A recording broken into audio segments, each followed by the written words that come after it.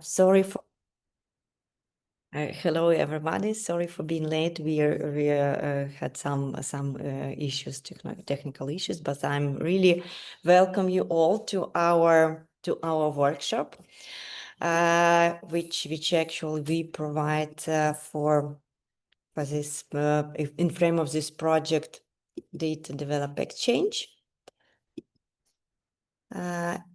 And I think the first speaker will be Martina Malakova, each of us, because today we provide this workshop in frame of the project Develop Data Exchange. And this workshop is socio-economical commercialization, which is actually take part in Uzhgorod. We have already some offline participants, so I will try to show you all, but just unblur my screen. And yeah, and I think and we have also some participants from other cities of Ukraine, which will join us online, and we will have more participants who will join us also in some minutes. So Martina, I think first of all, of course, I would like to give the floor to you. We have today we have actually planned that first of all we will make introduction of all participants, and yeah, and then of course we will go through some concrete topics as for consortia building and design thinking. And yeah, looking forward, Martina, for your presentations. Then we will have also presentations of from EDIate, from Wolfgang, and yeah, and of course also from participants who came to Uzhgorod. So Martina, as the floor is yours. Thank you very much, Olga. It is a really pleasure to be with you. Sorry that I am not in Uzhgorod. As our project is really focused on your expertise and on your excellence, I will try to be very brief from my side of presentation. So I will try to share my screen, but I couldn't, Olga. Just a question. Yes. For the moment, no problem. I will start to be brief. So our project Develop Data Exchange is a financing by InterReg Danube region program. We as a cluster, industry innovation cluster, we are the leader of this project. We have two another partners, one from Czech Republic, CzechInno, and another from Ukraine that now is organized the third workshop.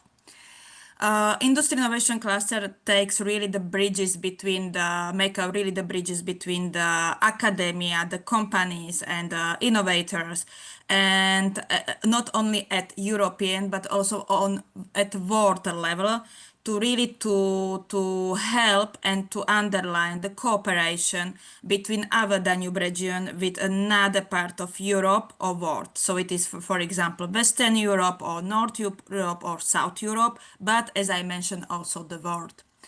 So, for example, I'm as a president of IIC, I am vice chair at SME at OECD, SME committee. Exactly this week. This week I was in Paris and we spoke a lot about the AI at workplace and another important topic.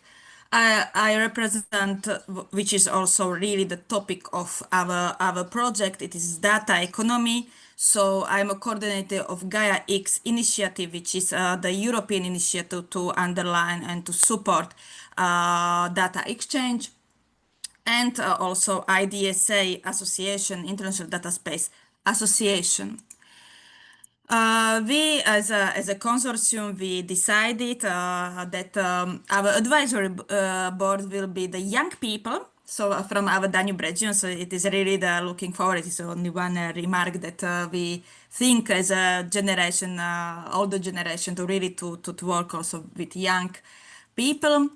And our expected outcomes and impact from our project, Develop Data Exchange, it is exactly helping by making these workshops to really learn what do you know, how we can help you to bring you to the European Consortia to participate on the project funding by the Horizon Europe, for example, another grants, Digital Europe program, or etc. So this is really our scope to the capacity building to bring all of our excellence at the table and to create the interesting offer to foreign consortia with the aim to foster economic growth of our region and also drive innovation in our regions.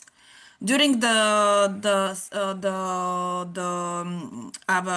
previous part of the project that we have a questionnaire, a lot of another things and a lot of brainstorming inside of our consortia, we choose 3 topics. We choose data spaces, so data exchange or data economy in 3 sectors. It is space, it is manufacturing, and it is energy. So I know that the data is everywhere and data exchange bring a lot of added value for us, but mostly we will focus on these 3 sectors in our projects, and we will make everything what we can to help you, as I mentioned, to bring you to the European Consortia. And the last sentence from my side, it is that with our end of the project, which is this year, in August, we will not stop. We are really the organization which want to support you. So, for example, we think how we will continue to supporting. So this workshop it will not end. It is the start also to the future cooperation. And after we will stay with touch, how we can help you also, for example, by new EDIH or another supporting activities, what we are doing as 3 association and this consortium. So thank you very much, and I'm really looking forward to listen and to hear from your part and from your side how we can help you. Thank you. Thank you very much, Martina. But could you also share your presentation about the project, DDE project? Yes, now I can share. It's okay? Yes, of course. Okay, so but I will not repeat the messages, so I will send you by mail, and you can share with all your stakeholders. Any problems, please? Thank you, Okay. Martina.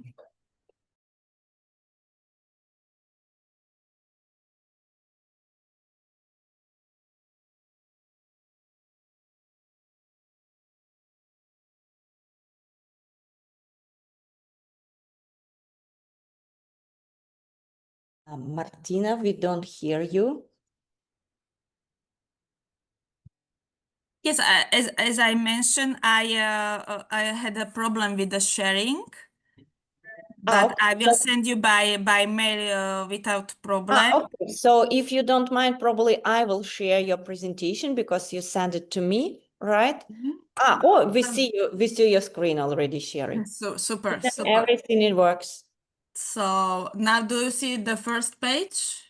Yes, now we see the first page. But as I mentioned, I didn't want to say or repeat all the messages. As I mentioned, this is the role of Industry Innovation Cluster in the project.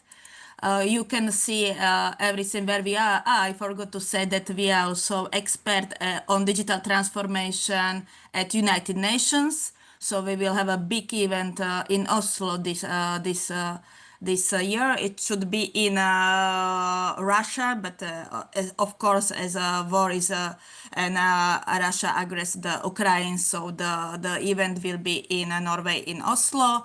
So, and this is our part of Consortia. As I mentioned, the cooperation with our young people from our region that we strongly support. You will find the project introduction, what I already mentioned, and what I was speaking about. Without a presentation, sorry, I couldn't share it during my speech. And you can see our expected outcomes and impact of our project. And as I mentioned, we focus on 3 sectors: data space in space, data space in energy, data spaces in manufacturing. So if you want, I can mostly speak a little bit about data spaces, but I think already all people knows what is data spaces. It is really data economy. So we share the data, we exchange the data, but we don't lost the control on this data. So we create really the data sharing with our interest and with our added value for us. And this is our timeline. But of course, I will share my presentation, Olga. It's no problem with you. You can send it to everyone. It's okay? Yeah, thank you, Martina. Probably also some words about data sharing. It's a more or less new topic for Ukrainian stakeholders. And we do have also right now people who join us from Moldova. And as far as I'm recording this meeting, so we could share it also with other stakeholders from Ukraine. So could you please give us some overview about data sharing? And of course, Wolfgang also will join us for that. Yes, of course. If you have time for that. Thank you. Yes, of course. This is our role. So I will try to... Okay, I will use another presentation, so I will share one more time. Thank you, Martina. Okay. So this is, don't speak about this project, it is not the topic of today, so only say me if you see that we are really familiar with another lot of projects and a lot of grants. For example, now we have 9 projects active, and now to come to the data sharing. It is in Slovak, but it is not important. Which is important is that today we have a lot of data. Everybody has a lot of data. And we, as a Europe, we don't have these big companies, GAFAM from as United States, for example, that Amazon and everything. So Europe, 10 years before, started to think how we can use this data, that it will bring the added value, it will bring the added revenues, it will decreasing the cost in our companies or in our public sector. How we can do it. So so what is important that Europe said, okay, we should try to use this data, but in a secure, transparent, and aligned with European values. And Germany said, okay, we help you a lot. Also, we help a lot of companies that to make Industry 4.0 that everybody knows, I think. So we have a lot of industrial data, and now in this century we should create a technology that data payback. Okay, so we should use this data as with the aims and with the goals as I mentioned. So it started by, as I mentioned, Gaia X initiatives a lot of years before. And they start, a lot of universities, a lot of companies, they start to create what Wolfgang will also explain, how we can use this data sharing, for example, in manufacturing sector. But the technology was not here. Okay, because we know that we can share data, okay, on Facebook, but we don't speak about. We can, as a company or the public sector, if I will share data with somebody that I have interest, I never could lose the control of this data. And today, the new questions start that if we put AI, for example, on this, we can make a new business model, for example. We can create the new business revenues. So this is really the opportunity. And today, which is really important, what Europe created, these data spaces, is the technology is already existing. We are working on ISO certification, on Senelec certification, so normally it will be done this year. It is the reason why it is important to know what's happened. But what I wanted to underline that as a companies, for example, you have a data, so you trust to your data because it is your data, okay? So we have trustworthy data. And if we, as a company, with an in a supply chain, for example, we put a trustworthy AI, we know that this outputs from this trustworthy data, when we use trustworthy AI, will bring really the trustworthy outputs for our decision making. For example, so this is the added value of data sharing, and don't lose the control about. We use it a lot of, for example, in ESG reporting, digital product passport, decreasing CO2 footprint, and decarbonization, and a lot of another things. Here, for example, I can explain a project which was in automotive sector, which started, and it is a lighthouse project of Gaia X. It is Catena X. And during all this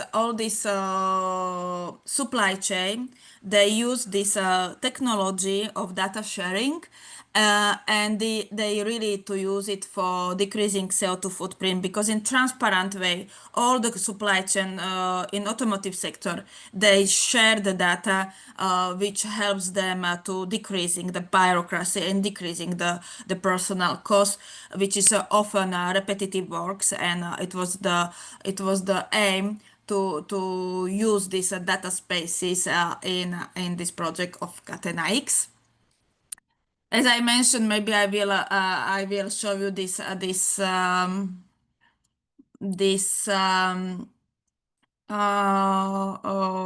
how it was starting. For example, that it is aligned with this European strategy for data.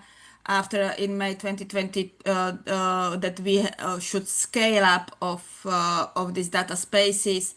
And 2020, the Gaia X initiatives was signed by member states. And in 2021, several sectors, you can see here, several sectors was chosen to support. For example, it is agriculture, energy, manufacturing, tourism, and a lot of mobility, for example. We don't see presentation if you share. Okay, sorry. Thank you. Sorry. Okay, what I am doing. No problem. I'm not useful with the Zoom. Yes, yes. Yeah. Sorry. Thank So you. it is now, you can see? Not yet. Okay. Now we see. Yes, now it's Sorry. cut. Okay. Thank So you see that it is also on European legislation. You heard, I'm sure, about Data Act, about I Act, and all this digital legislation, which continue exactly to support this sharing data on the secure, interoperable, and also technologically neutral. So it is not that somebody will create something new. Okay. Yes, we created the technology as news, but we created the connectors to how to connect the existing, for example, system that what you already have, and you can only add, we call it a connector, to ensure this secure, interoperable, and transparent exchange of data, which is now, for example, the question, and maybe for that, if when we will make this to the table of you, we can maybe understand, but better if you can help with this interoperability, okay? Because it's normal that in Europe, several initiatives started. It is not only Gaia X, IDC, but also others. And also different sectors has, for example, different demands for data sharing, which is normal, okay? So, but you know that in manufacturing, energy is really a big topic today. So it is exactly now that the question of today is how to be interoperable with all the initiatives, how ensure this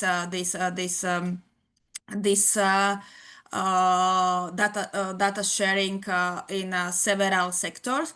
And another way, it is also this business really usage, how it could help, because the technology provider could develop several technologies or improve, because the technology is already on the table, that could improve the technology on data spaces, the data sharing, but we need the demands of the sectors, because technology providers are not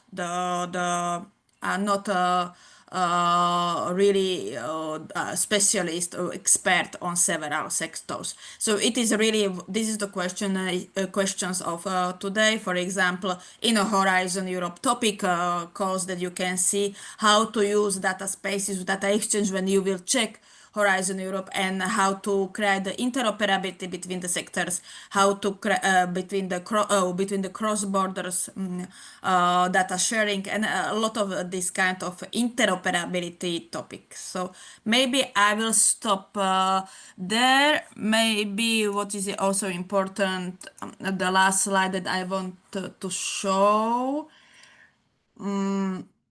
That you can see how everything, as I mentioned, Catenaix, another data spaces. For example, in chip sector, it is SCSN. In mobility sector, as I mentioned, in agriculture sector, mobility and logistics is EONAX, for example, from France, which help, for example, to manage all the delegation for Olympic Games in Paris, and also there were the G7 meeting in Paris. So really something that is supported by the France government to how to use the data, in exchange the data, and how it can help. And of course, in mobility sector, it could help, for example, a lot. And here you can see all these GaiaX, what I mentioned, IDSA association, and another initiatives.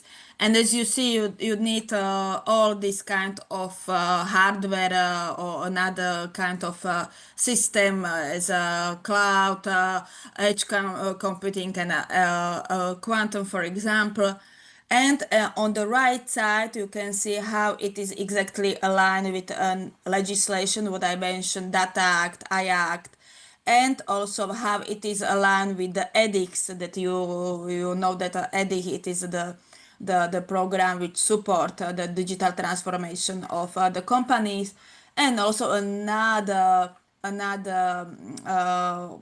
not initiative but project, or how can I say, a project or initiatives. You can see, for example, Simple here, which is a project who could, or what could bring the much more clear impact on interoperability. So there is a lot of things what's happened in Europe, and there is a very low in things that's happened in this Danube region, and it is the reason why we wanted bring all this initiative project knowledge what's happened in Western, Northern, or Southern of Europe to our Danube region project. So it is our develop data exchange in Danube region.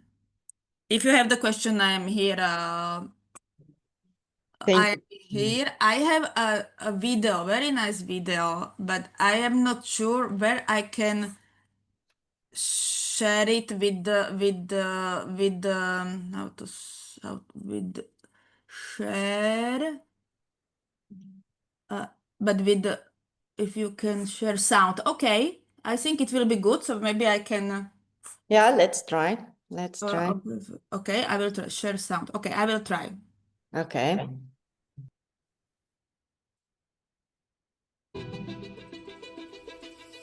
Data. We store, send, and generate it everywhere and all the time. Their interconnection can foster countless new ideas in business, science, and society. The Gaia-X project was initiated with the objective of enabling a secure, open, and sovereign use of data. In this way, self-determined decisions can be made on how and where data is stored, processed, and used within the data infrastructure.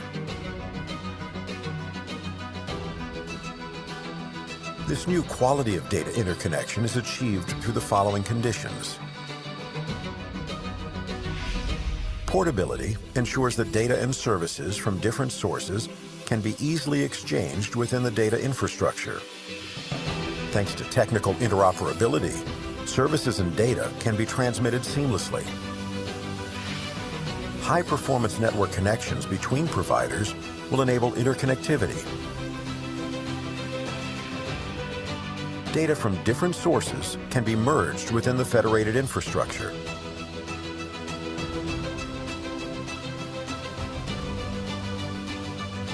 The guiding principles of Gaia X are based on European values. The implementation of these guiding principles is ensured by a set of policy rules and is built on existing standards. Compliance with these policy rules is ensured by the federated services. Gaia X creates transparency over the entire data and services portfolio and secures unique identification of the participants. The services enable a trustworthy and sovereign exchange of data. Gaia X creates new data spaces through the interconnection of data. This lays the foundation for a unique data and service ecosystem. Completely new possibilities for the use and application of data are emerging, from medical technology and industrial manufacturing to specific AI applications. We describe these new solutions advanced smart services. With Gaia X, we provide business, science, and society with a future-oriented answer while strengthening Europe's competitiveness and growth. Gaia X is an invitation to Europe and the world to create a digital future that is both open and fair.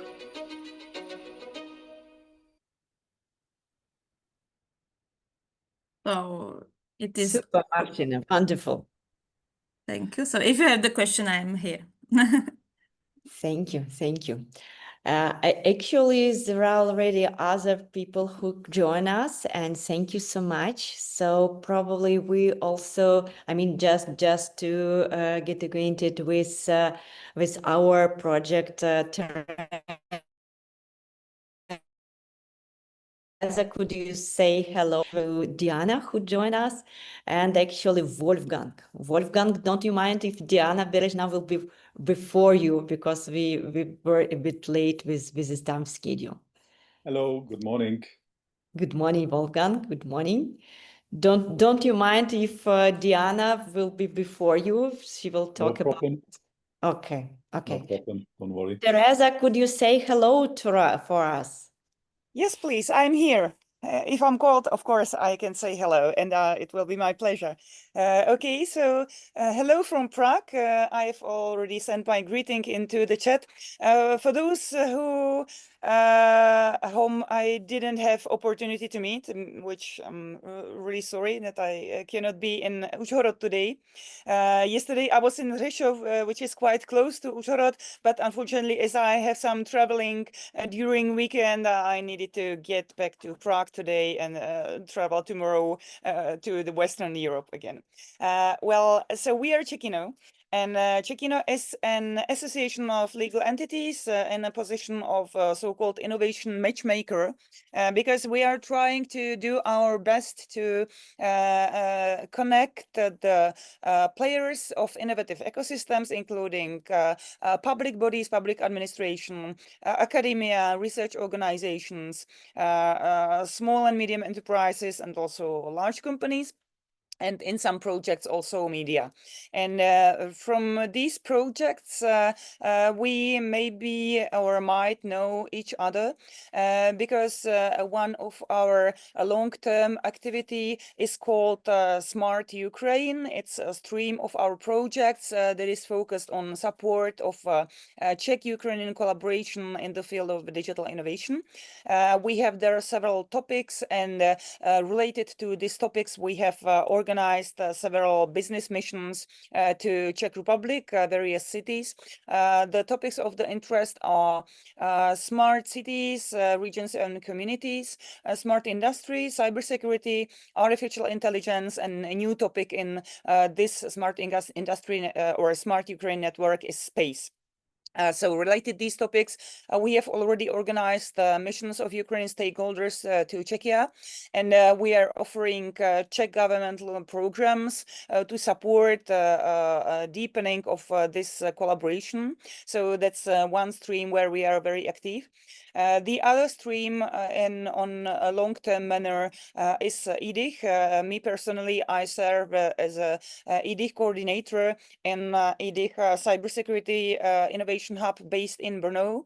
I am putting now into the chat an initiative that might be of interest for all of you if you're connected with EDIHs in Slovakia, Ukraine, Moldova, or other countries who are joining today, because recently we have initiated a memorandum or collaborating network of Central European EDIHs. Well, I'm telling recently, but the memorandum was signed recently. The collaboration takes place already 2 and more years. We are collaborating with the neighboring countries of Czechia, and we'll be happy to widen our collaborating networks towards Eastern countries, including Ukraine, Moldova, and others, where are newly selected, newly functioning EDIHs.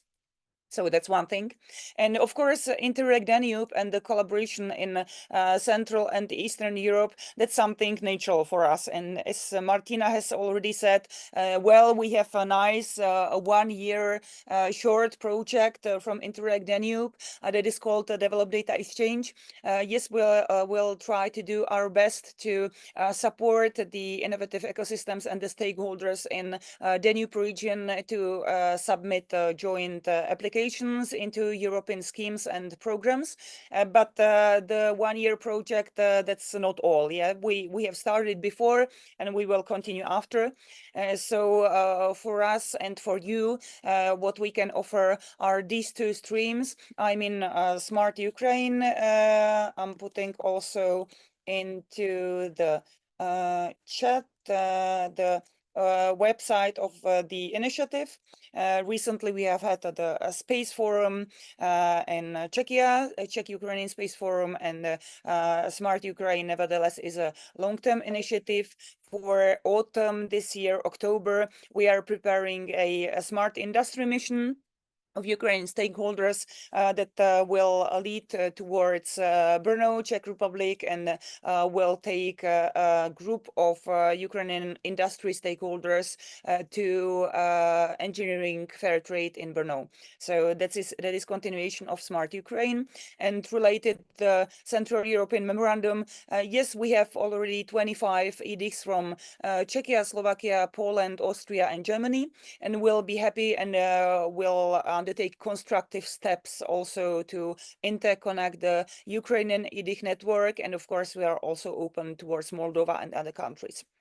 So that's on behalf of me, and on behalf of CzechInno, yeah, we are here for you, and we'll be happy to collaborate within Develop Data Exchange and also other projects. That's all. Thank you so much, Teresa. I was glad to see you yesterday in Rzeszów, and yeah, thank you so much that you join us today. So right now, I would like to give the floor to Diana Berezhna. Thank you for your time. Thank you, Oля. Hello, everyone. Good morning, and it's my great pleasure to be here with you today. So thank you for the invitation. And to start, let me just share my screen with you.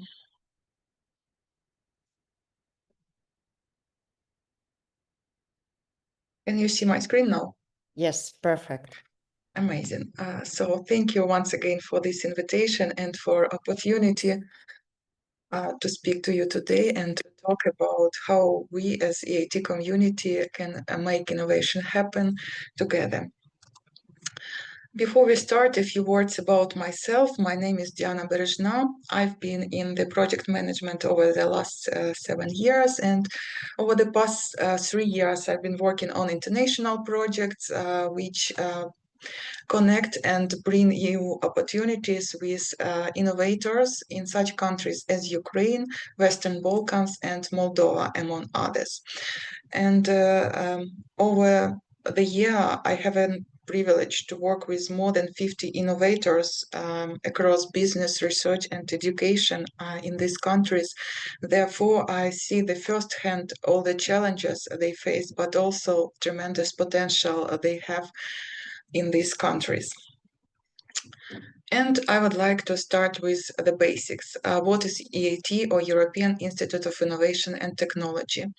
As you may know, in European Union to date, we have 52 European agencies and joint undertakings.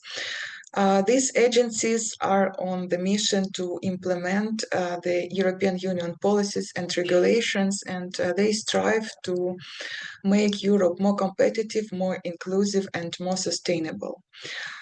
These organizations are located in 24 European member countries, and one of them is EIT, European Institute of Innovation and Technology, which is headquartered in Budapest in Hungary, but also has office in Brussels in Belgium. The main objective of EIT is to improve the innovation potential in Europe. This organization was launched as independent body of European Union in 2008, and it works with a very unique approach, so-called knowledge triangle, which brings together education, research, and business. And we are implementing our mission by connecting universities, companies, and research centers across Europe to work together on the global challenges, by offering top-level education for people to become entrepreneurs, and by creating and supporting environment which attracts private funding and is working on the long-term growth. When it comes to the Horizon Europe program, EIT here is set under the Pillar 3, Innovative Europe. EIT has a budget of around 3 billion euros for 2021-2027. We are not on our mission alone. Together with EIT in this community, we have more than 2,400 key players all over the Europe. Some of them are like Philips, AstraZeneca, Bosch, and many others. Also, in our network, there are more than 500 universities and research centers. But what is more important, even we work also with public authorities and national governments in order to implement all these activities on the ground.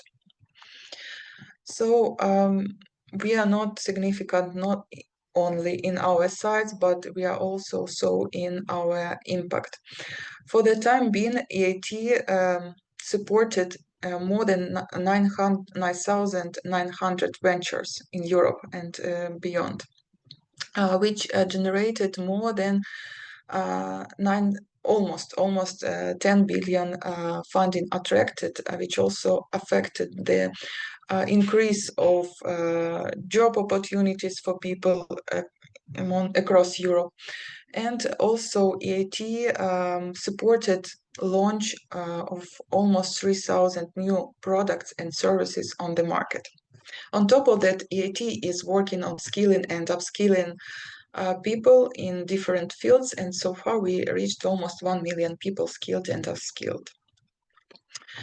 EIT works through the network of so-called knowledge and innovation communities, which are focused on specific challenges and fields. And EIT here plays a role as an orchestrator of these communities. To date, we have officially launched 9 such communities. You can see them on the slide. They are EIT Climate Kick, EIT Digital, EIT Inno Energy, EIT Health, Raw Materials, Urban Mobility, Culture and Creativity. And now we are in the process of launching the 10th community dedicated to water. But today we are talking about countries which are called as moderate and emerging innovators. And for these specific countries, we in the EIT have a special tool called EIT Regional Innovation Scheme, or RIS. countries which are under this scheme, you can see on the slide marked in green color. And the main objective of this EIT Regional Innovation Scheme is capacity building activities, broaden participation in the innovation communities, and strengthening links to smart specialization strategies and leveraging additional private and public funding, especially ESI funding. And to implement all these activities, we work through the EIT Community Strategic Regional Innovation Cluster. This is the main collaboration platform among 9 knowledge and innovation communities within the EIT Regional Innovation Scheme area. This cluster works through the work packages, and so far we have 5 work packages dedicated to these countries. The first work package is focused on supporting early-stage startups, even idea holders. And the second work package is dedicated for Western Balkans. The third one is specifically for Ukraine. The fourth is improving access to European opportunities for talents across markets through the EIT community hubs, meaning representatives almost all over the Europe. And the fifth one is alliances, partnerships, and collaborations in favor of the European innovation ecosystem. And now I would like to speak about just a small part of the opportunities available for Ukrainians under EIT community. And I would like to start with the EIT Red Kalina initiative. This is an exclusive program for Ukrainian women leaders. Here we select up to 10 individuals every year and award them with the EIT Red Kalina award. These individuals can be in research, education, business, and leadership. What they will receive, first of all, they will receive the European recognition of their achievements and increasing their visibility on the global level. Also, in this initiative, we create the supportive community where women can inspire each other and help grow each other. And one of the milestones of the initiative is a study visit is in one of the European countries for our finalists. On this slide, you can see our alumni of the EIT Red Kalina initiative. So as I mentioned, we are looking for women innovators in research, education, business, and leadership. The second initiative, which can be interested for scientists, technicians, and experts, is called EIT Infra Booster. We all know that people in science have brilliant minds, but when it comes to business approach, sometimes it can be challenging. And in this initiative, we teach them how to commercialize their activities, how to find and map first clients, and even how to reach out to them. Moreover, this is an international program open for majority of European countries, and people are working in groups, so it's a great opportunity to find new connections and to create synergies for applying for European calls. You can find more information by scanning this QR code, but also all the links will be shared with you afterwards. Another initiative is dedicated for universities mainly. It's called EDIH initiative, which aims to strengthen education competitiveness and nurturing startup creation and support within the HI or university. Usually, participants apply to this program in consortium, and the selected consortium can receive funding, which means up to 60,000 euros per partner in consortium. This initiative was also very popular among Ukrainians. For the past 3 years, 56 Ukrainian organizations took part in it and benefited from it. So far, the next call is planned to be open in autumn. So if you are interested in this opportunity, I encourage you to investigate it on our website. And last but not least, as I mentioned, EIT has its own representatives on the ground in majority of countries, and Ukraine is not an exception. We have our office in Kyiv, which is located in Unit City and represented by Igor Markevich. So if you are in Kyiv or visiting Kyiv, you are very welcome to our office to know more about EIT, about its opportunities and how you can benefit from them. That's all from my side. If you have any questions, I'm happy to take them. Thank you so much, Diana. Any questions to Diana? And we have also participants in Zoom, so probably some participants.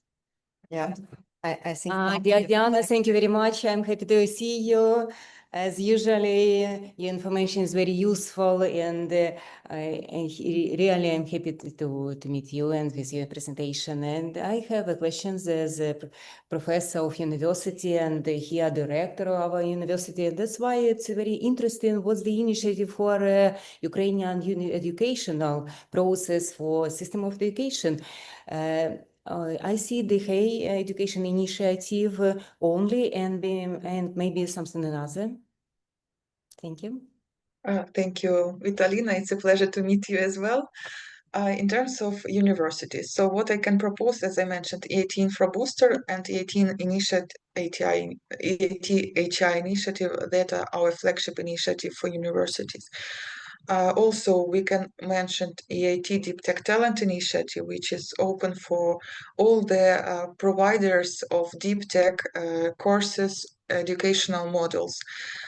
So you can apply, you can sign a memorandum of understanding, and first of all, you will receive the improved visibility of your organization, and secondly, from time to time, we also open calls for our pledgers, for our participants of the EIT Deep Tech Talent Initiative, and you can apply and also receive funding for improving these training models and working in consortium. Great, thank you. And what about the IndoSAC initiative, where it can, where the students and the postgraduate students can apply? Yeah. Do you know will it have continuation and will be it funded, or it stopped? This program is stopped. IndoSAC. You mean IndoSAN initiative? Yeah. Thank you for this question. So far, I'm not ready to reply, but I can reach out to my colleagues and provide you with this information. Okay, because it was a circle program with some deadlines, but okay, maybe we'll check. So thank you very much. We will use this information. Hopefully, it will be very useful. Thank you. Thank you. Thank you very much. Thank you, Diana, and thank you so much for your time. Thank you. Thank you for your attention. Bye. Bye. So I think, Wolfgang, I know that you're also limited in time, and I'm really happy that you join us, and you're one of the guru in digital space in Europe. And I'm really happy that you join us and ready to provide us also with your presentation. So Wolfgang, please. Yeah, thank you very much, Olga. And again, wonderful morning to all of you. And I'm happy that we get together in this very nice community to talk about future funding and collaboration opportunities. So before I start my presentation, which is indeed very short and focusing on future opportunities, just a few words about myself. EIT was introduced to you already. I joined EIT community in 2013. So I was bought out of my own company, which is an innovation management company based on Germany. And EIT Digital asked me to support the development of the business creation team. So I started this initiative beginning of 2014. And at the end, we had a team of 50 business developers supporting startups all over Europe to get access to funding and to get access to markets. So we created this initiative with huge success, and many entrepreneurs, let's say, use this as a cornerstone, yeah, to develop and to scale up. And Europe needs scaling up businesses, and not only in the digital arena. And when the EIT kick for manufacturing was established in 2019, their CEO called me and said, Wolfgang, it's time to switch from digital to manufacturing. We knew each other for a very long time. Actually, he was the business development director who brought me to EIT in 2013. And so I followed his advice and I took the position as business development manager to help building the business creation and business development community in EIT manufacturing. And I did this out of the so-called co-location center, one of the regional innovation hubs of EIT manufacturing in Darmstadt. These regional innovation hubs, these co-location centers, are focusing on serving certain geographical areas around their location. So the one in Darmstadt, for example, is responsible for Ireland, for the Benelux countries, for Poland, and for Ukraine as well. And the one in Vienna, for example, is responsible for Austria and for all the countries surrounding Austria into the East European region. And when I changed to manufacturing, I did the same what I did in Bit Digital. I established a community for business creation and business development. And again, we were very successful to bring startups into markets, into financing, and even to create our own funds then. And I retired from this position in July 2023. Olga was part of my huge retirement party. And at that retirement party, the director of the hub in Vienna said, Wolfgang, retiring means rehiring. And he offered me a position to run strategic projects out of Vienna and to let the members of EIT manufacturing benefit from those strategic projects. So what this means is I'm still active for EIT manufacturing, and the area in EIT manufacturing, which is working on externally funded projects, so not depending on EU funds, on EU money, is growing and growing and growing. We are very successfully operating many, many different projects in many different programs, being it programs funded by Classical Horizon Europe funding, being it programs funded out of Erasmus, as long as they focus on our knowledge triangle, on innovation management, on education, and on business creation and business development, we go for these projects. And which is important, we invite many, many different actors, not only the core partners of EIT, but many other different actors as partners. So this is a very important source of funding on which we work. And since I was aware of this importance and I like to develop new things, I took the offer to work part-time still for EIT Manufacturing East in Vienna and to develop strategic projects. And this is an opportunity for many, many partners, as partners from Ukraine, for example, to step in and to collaborate. We really build the manufacturing ecosystem in Europe, and we don't want to exclude any geographical region from it, and we don't want to exclude any kind of partner, being it academia, being it SMEs, big companies, or NGOs in the market. We are very open for collaboration, and the externally funded projects, as we call them, provide a significant stage and a significant floor for this.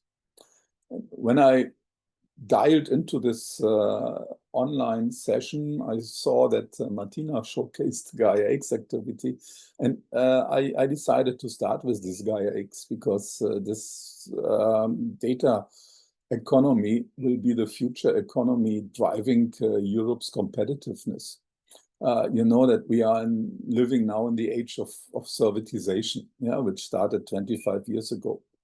25 years ago, suddenly it was Hewlett-Packard who said we not only produce printers, we make business with toners. And in the meantime, You get printers everywhere almost for free in the market, but you pay a lot for toners and ink and so on and so on. So the servitization business is taking over, and automotive went into the same direction.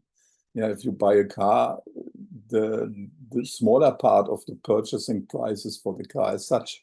Yeah, the bigger part for the purchasing price is for all the nice services that you get with the car, like navigation system, climate system in the car, and so on, assistances of any kind. And the servitization is still going on, yeah, but there will be new trend.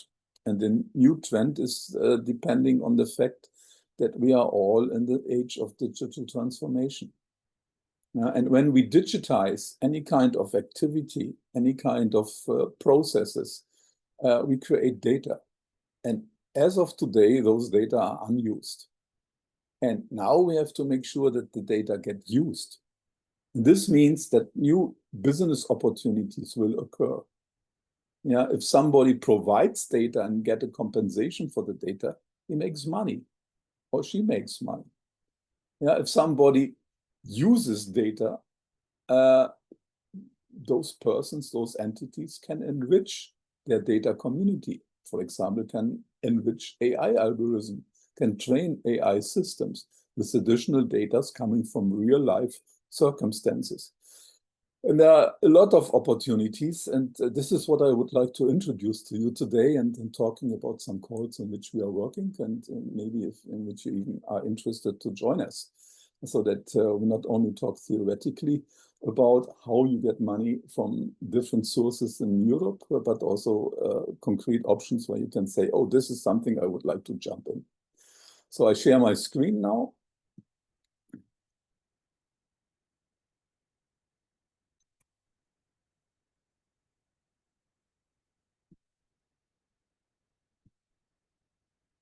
I hope you can see it. Yes, we do. Okay. So, as I said, EIT Manufacturing is going to build the European manufacturing data space, and we do it in the context of Gaia-X. So in the last 3.5 years, in Germany and in Austria, the EIT entities, together with many academic and industrial partners, received public funding from the Ministries of Economies of Austria and Germany to develop data space architecture for building the European manufacturing data space. This project is called EuPro-Gigant, European Production Giga System. And the goal was to have a technical architecture which is fully compliant to Gaia-X, so to European standards, providing trustworthiness, safety, security, and interoperability for data exchange. And we not only worked in EuPro-Gigant on this topic, we got additional funding from several sources, like, again, national governments, European Commission, and Horizon projects, in Erasmus projects, really to build this ecosystem. And today we run many projects with more than 200 partners to not only develop the architecture for data exchange and manufacturing, but also to establish the processes, to onboard companies and players, and to extend it into a real huge ecosystem. And why this is necessary? Data utilization in the manufacturing industry offers numerous potentials. I already said it. Data-driven business models is the keyword. And companies recognize the potential, and they want to unlock them through new business models. When I talk to SMEs, they say, wow, data sharing is great, but how can I get into business? And if you look at studies, or if you look deeper into the company environment especially, then you see that many implementations of data businesses fail because there is a missing level of trust. Companies that want to provide data want to know, where do my data go? And companies that want to consume data, want to know where does my data come from. So there is a failure at the moment to generate sustainable economic benefits for the companies. And this is why there's an insufficient economic evaluation. And this is why SMEs don't realize the USPs, the value propositions of data exchange. Those value propositions are on the one hand provided by the tools that guarantee a trusted exchange of data.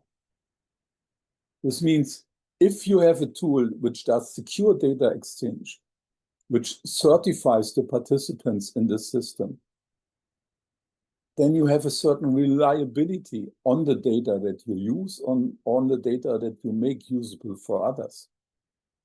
And Gaia X is actually providing this technical USPs.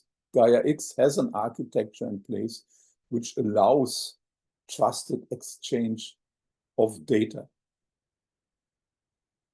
And there's not only the technical USP or the technical value proposition, there's also the question of the business values. What kind of business values do I get out of it? And this is why we are now in the stage, after having the technical architecture ready, that we develop projects where we create really business cases, establish new value chains in the European manufacturing industries to showcase that you can extract value out of data cooperation. And this new way of interacting in value creation and learning systems will lead to resilient, data-driven, and sustainable production. This will strengthen Europe. And I think this is essential for the manufacturing industry, because the manufacturing industry is contributing an average 20% to the European growth and wealth. And we want to keep this strength. And we want to keep the competitiveness of manufacturing. So now let's briefly talk about the technical USPs, about this Gaia X compliant architecture. Basically, what we generate there a level of trust and data sovereignty. So there are very clear access and usage policies in place. Identity management and trust services. This is accomplished via the so-called data space registry, which has to be fully compliant to Gaia X regulations and rules. This means that everybody who wants to provide a set of data or data services has to be identified, has to be authorized and authenticated. You get the so-called verifiable credential. Every consumer of data has to receive a verifiable credential. And every data set as such has to receive a verifiable credential. With this accreditation services, you create the trust and you create the identity management. You know where your data is coming from. If today, for example, you have to report about CO2 emissions in your value chain, you can go into the internet and you can get the data from the internet, but you never know if this is fake data. Yeah, today, many people keep a shadow war against Europe, faking data that you can get from internet and social media. So it's not trustable. If you download footprint information from a secure Gaia X compliant architecture, then it's trustable. And it's even up to date and not outdated. And this is a big difference. This is the USP of the architecture. And then there are building blocks that makes data interoperable.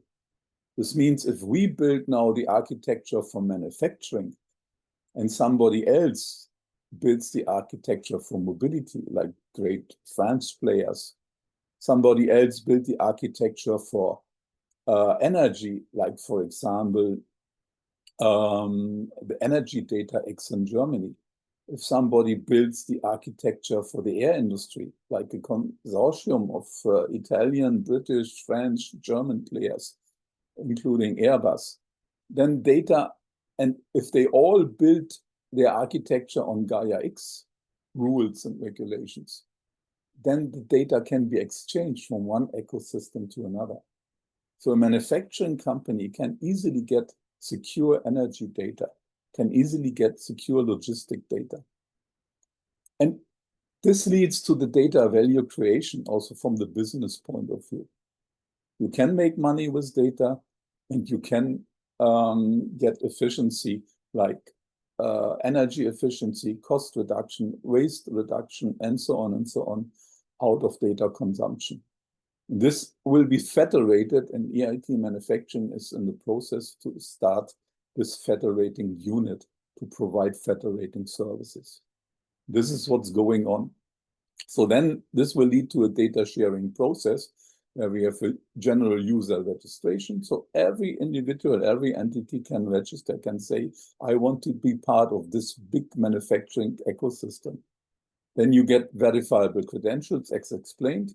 You have access to a catalog where you can put your data, get them accredited, or where you can consume data, and it comes to exchange services.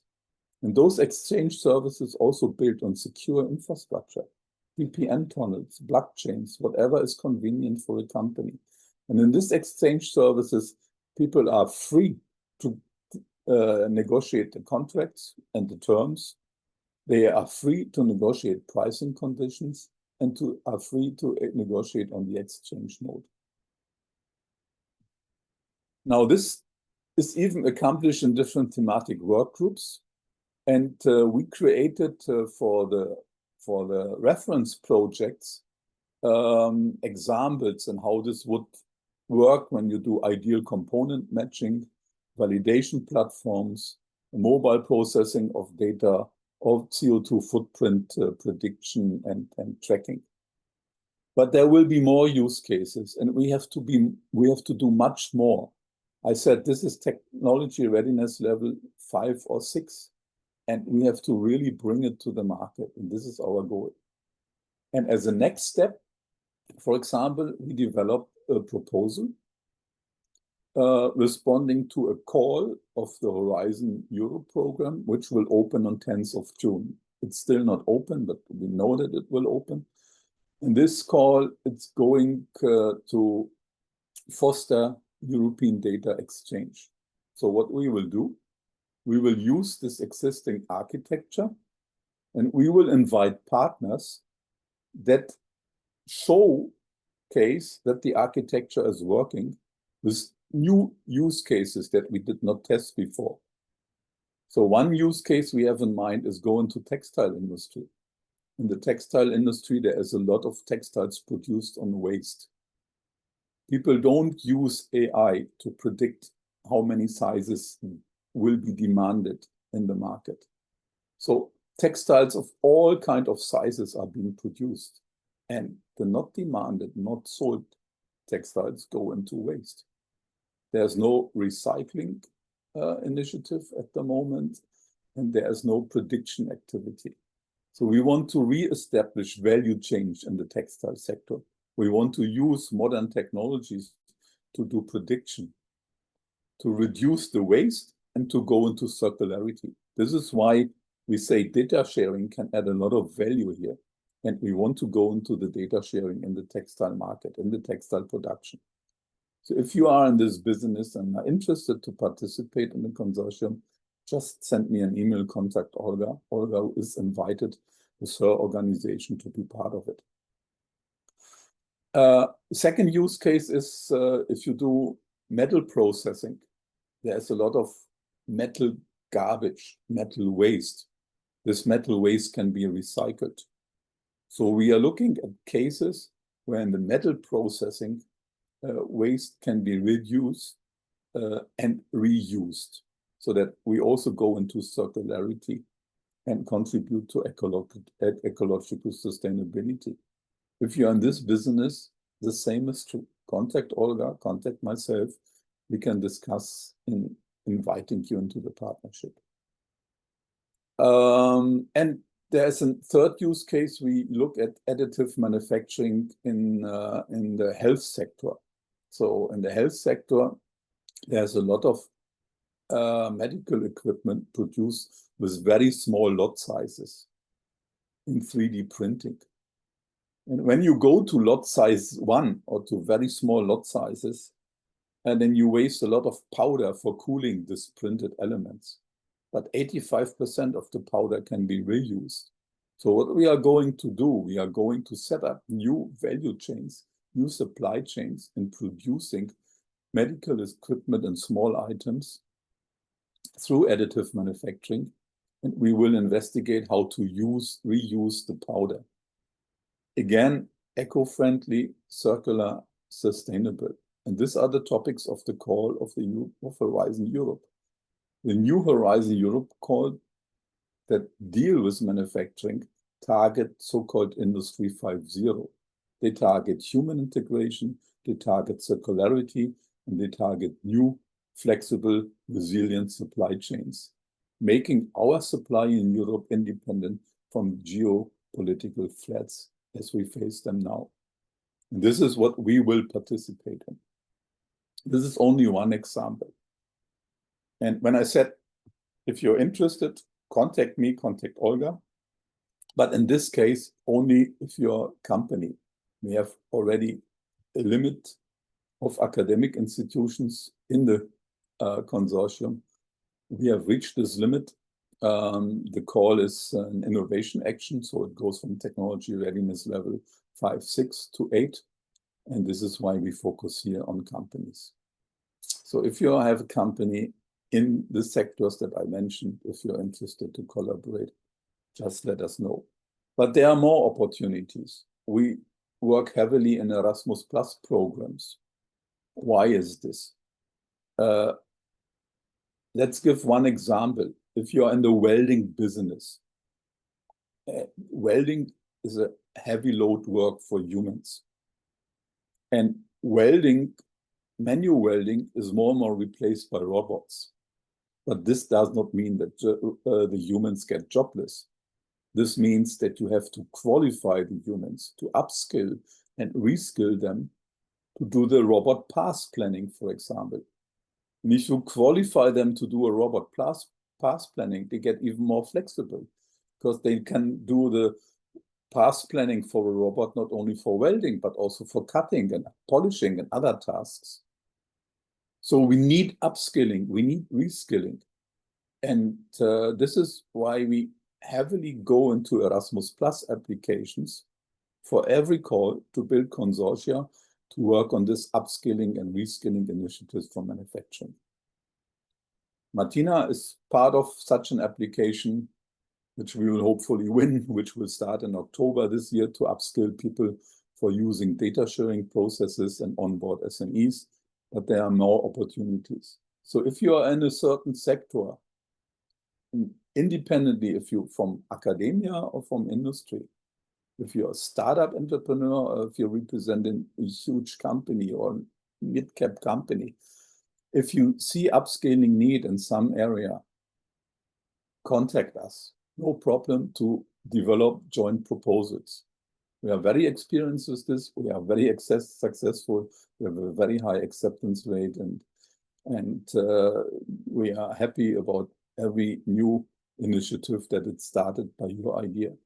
And when we talk about manufacturing, we talk about the broad spectrum of manufacturing. It's not only the traditional tool creating, or it's not only automotive or air industry. It's textile, it's agriculture, it's process industries like chemicals and so on and so on. It's really broad spectrum. And this closes, let's say, the initial presentation. I'm, of course, there for questions. And I have to dial out in now about 15 minutes from now, but I'm able to dial in again in the afternoon when we discuss funding opportunities and maybe can conclude. I hope, Olga, this was somehow what you were expecting, and I hope that I receive indications of interest because I got really good experience in working with Ukrainian partners, and I want to continue on this. Thank you so much. We had a question if participants, I mean, those who participate right now could join the call, and yeah, I answered that you exactly what you are saying, that you invite Ukrainian stakeholders to participate in projects and to work together. Thank you for that. Thank you for openness, and thank you for openness for cooperation. It's really, you know, really important for us, especially in these difficult times. Thank you. Yeah, and there are many opportunities. So we are just in the stage where the new calls in Horizon Europe open. Yeah, they all close in September, October. And if you start now building a good consortium, writing good proposal, then it can be a very successful proposal. And Yeah. we know that the next Erasmus calls will open very soon. And we are also very experienced to work there. So don't miss these opportunities. You're always welcome as partner organization. Thank you so much. I think taking an opportunity, because I think after lunch we will have just kind of offline workshop. But there are people who are joined us online, and probably it would be interesting for both of you, both parties, I mean, to get acquainted. So I would kindly ask to introduce yourself, Mihai Nagni Beda, and then Vitaly Zaitsev, Vladislav Kondus, and Andriy Kovaldinsky. Mihai, could you unmute yourself and introduce yourself? I know that Mihai is from Moldova and joined us. Okay, probably later. Vladislav joined us from Sumy region. Could you unmute yourself and introduce a bit if you have opportunity? We don't hear you, Vladislav. Yep. Hello, my name is Vladislav Kondus. I represent Sumy machine building cluster of energy equipment. We are manufacturers of energy equipment such like pumps, compressors, which are using in such spheres like industry, like nuclear power plants, like petroleum industry, like agriculture industry, and many others.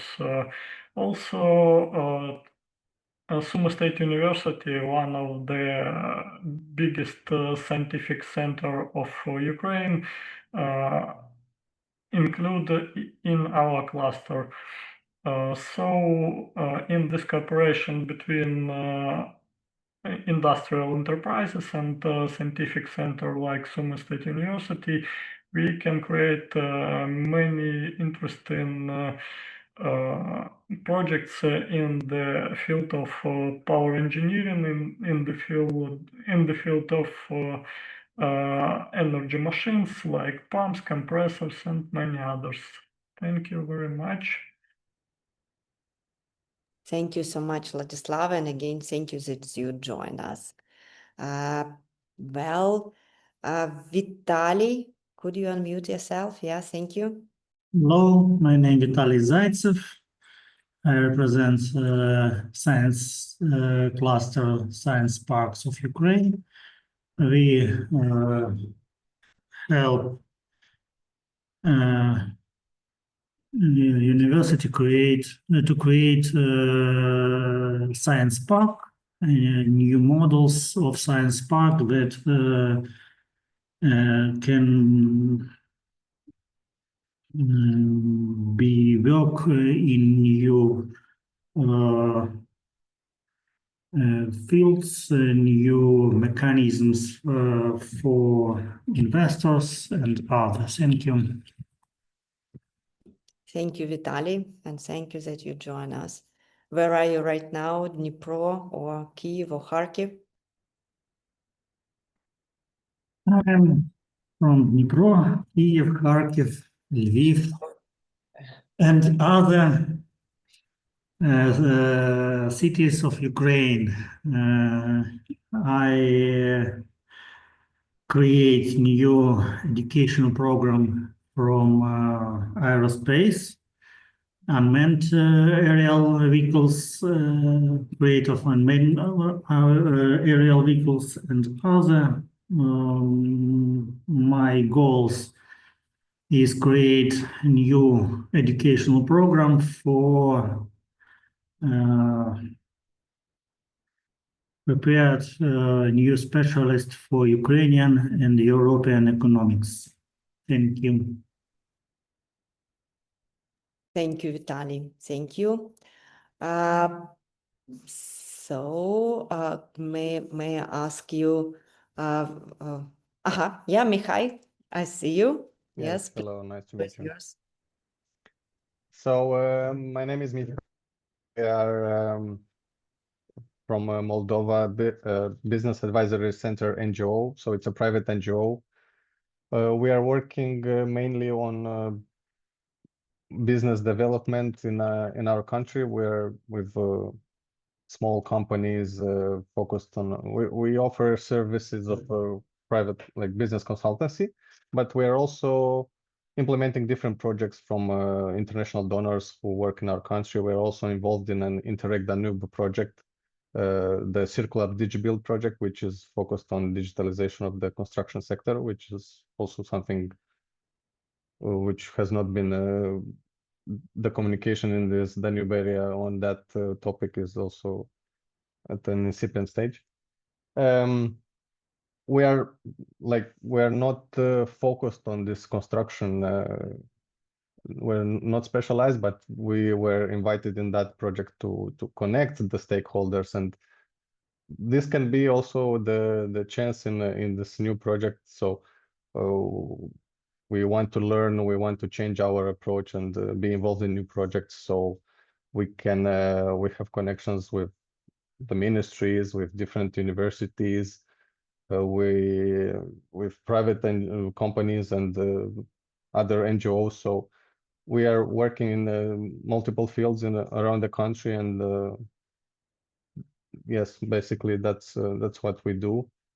Our experience in working on the market is for more than 25 years. So yes, our manager Anatoly, you know him. He's very experienced in Moldova already on the business consultancy, and yes. Thank you so nice much. to meet everyone. Yes. Yeah, and thank you for your time that you joined us. Thank you. And Andriy, could you introduce yourself a bit? Thank you. Доброго дня, колеги. Ольга, я навряд чи зможу англійською, то я, в принципі, можу представитись тільки українською мовою. Так, давайте. Можна? Ну, а як же? Так. Дякую. Компанія «Квота» має компетенції в сфері металообробки.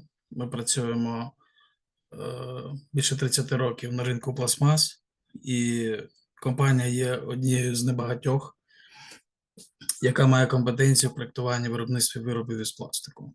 Тобто це прес-форми, це лиття виробів із пластику і адаптація сучасних рішень під технології, що стосуються біорозкладних пластиків і рух в сферу Green Deal і зелених технологій. Я представляю компанію сьогодні, оскільки СЕО не має можливості представити, Ольга Володимирівна, і я сподіваюся, що участь в цій програмі дозволить мені зібрати інформацію для подальших участей в грантових програмах і цікавих бізнес-колабораціях з європейськими партнерами. Хочу додати, що сфери нашої діяльності – це металообробка, це проєктування виробів за допомогою сучасного програмного забезпечення SolidWorks, CAD-CAM, CAE-системи, це досвідчений персонал, який рухається в сфері як металообробки, так і розробки сучасних рішень з застосуванням біопластику. Дуже дякую.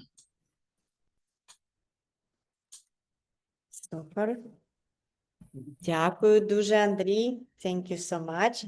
And some participants from which we have offline. So nice to see you, dear participants. Let me introduce myself. I'm Vitalina Babenko, a national contact point of European Institute of Innovation and Technology in Ukraine. And I'm researcher. I'm a professor of University Kharkiv National University of Automobile and Highway University. And I am a specialist in both of sphere of engineering, especially artificial intelligence, and implementation this knowledge in economics. So it's, I think, our meeting and the EIT office and EIT manufacturer, as well as automotive and mobile cluster, gives us a great opportunities for implement our knowledge, for develop our ideas, innovation, digitalization, etc., etc. And here the perfect platform for creating new collaboration and receive benefit for all of us. So we are open to collaboration, we are open to share our idea. And now I want to present the Director of Automobile and Highway University, Dr. Viktor Bogomolov. And okay, let's. No, yes. Добрий день, шановні друзі. Я приїхав з Харкова і дуже вам вдячний за те, що надали можливість представити наш університет. Знаєте, я вражений тими доповідями, які вже відбувалися. Okay, just a moment, we will translate for our foreign participants. Dear Wolfgang, dear Teresa, dear colleagues. Dear Martina, our colleagues, Dr. Bogomolov says that he happy to be here. He's from Kharkov, the rector of Automobile and Highway University, and he do appreciate this opportunity, and he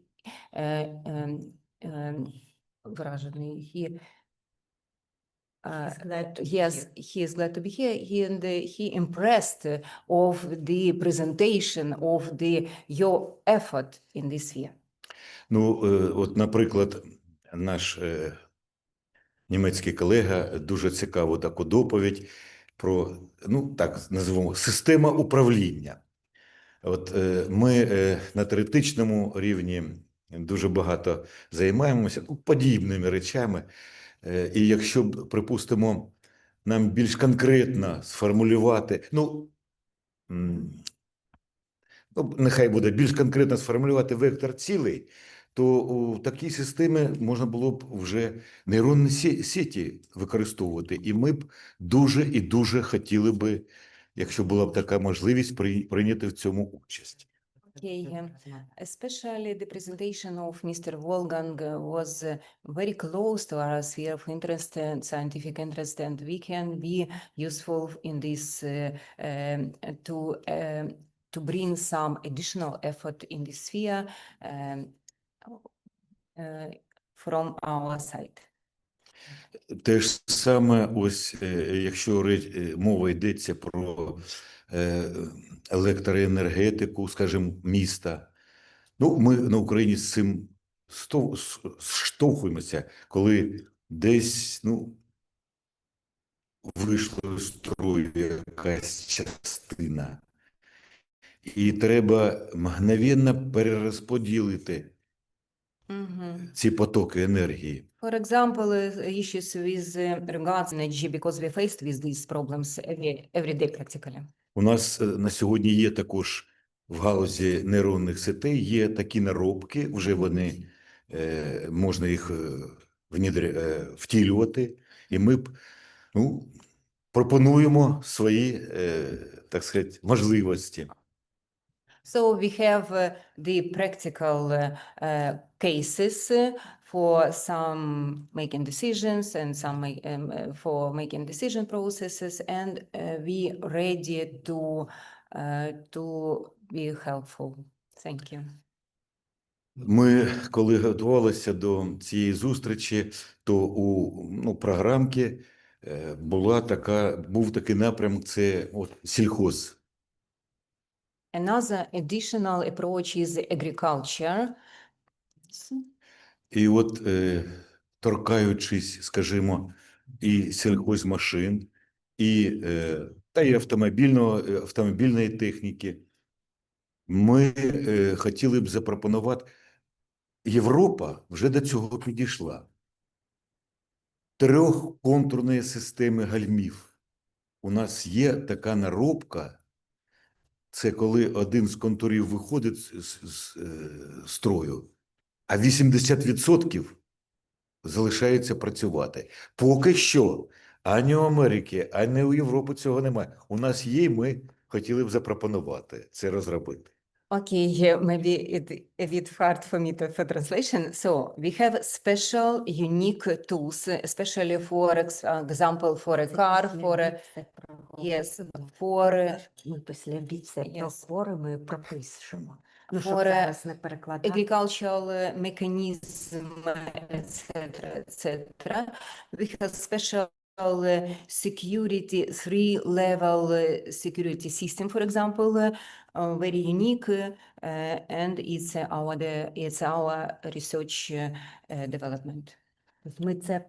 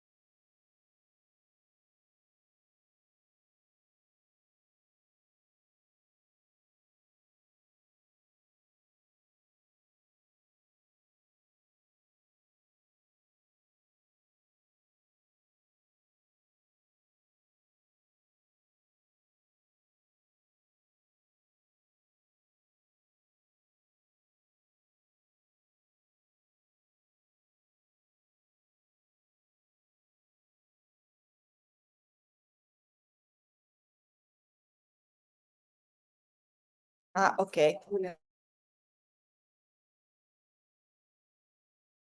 And yes, thank you so much. Right now we have a short coffee break, and after coffee break we will proceed our workshop, and we will have also a speaker from EDIH, from Central Ukraine EDIH.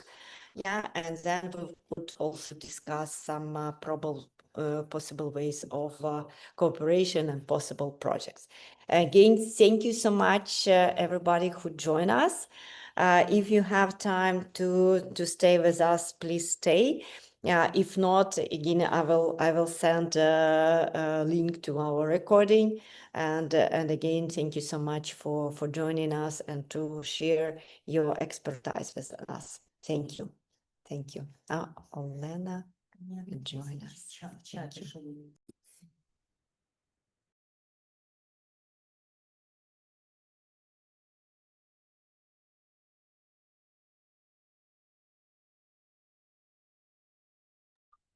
Олена, ми вас чекаємо.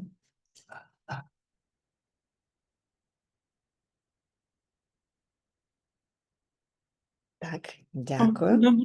Доброго дня усім. Наразі шкода, що я не з вами. Дякую за запрошення. Але, на жаль, в мене наклалося декілька заходів, тому я не могла фізично приїхати і взяти участь у вашому заході. Але я рада поділитися інформацією про наш Digital Innovation Hub. Як, напевно, ви знаєте, Україна приєдналася до ком'юніті, так званої ком'юніті EDIH. Це Європейська Digital Innovation Hub Community, і вони мають достатньо багато активностей. В минулому році в Україні був зроблений відбір і було відібрано 6 основних хабів. Я рада поділитися з вами інформацією, що наш хаб був відібраний. І зараз я покажу коротку інформацію, які основні активності в нас плануються,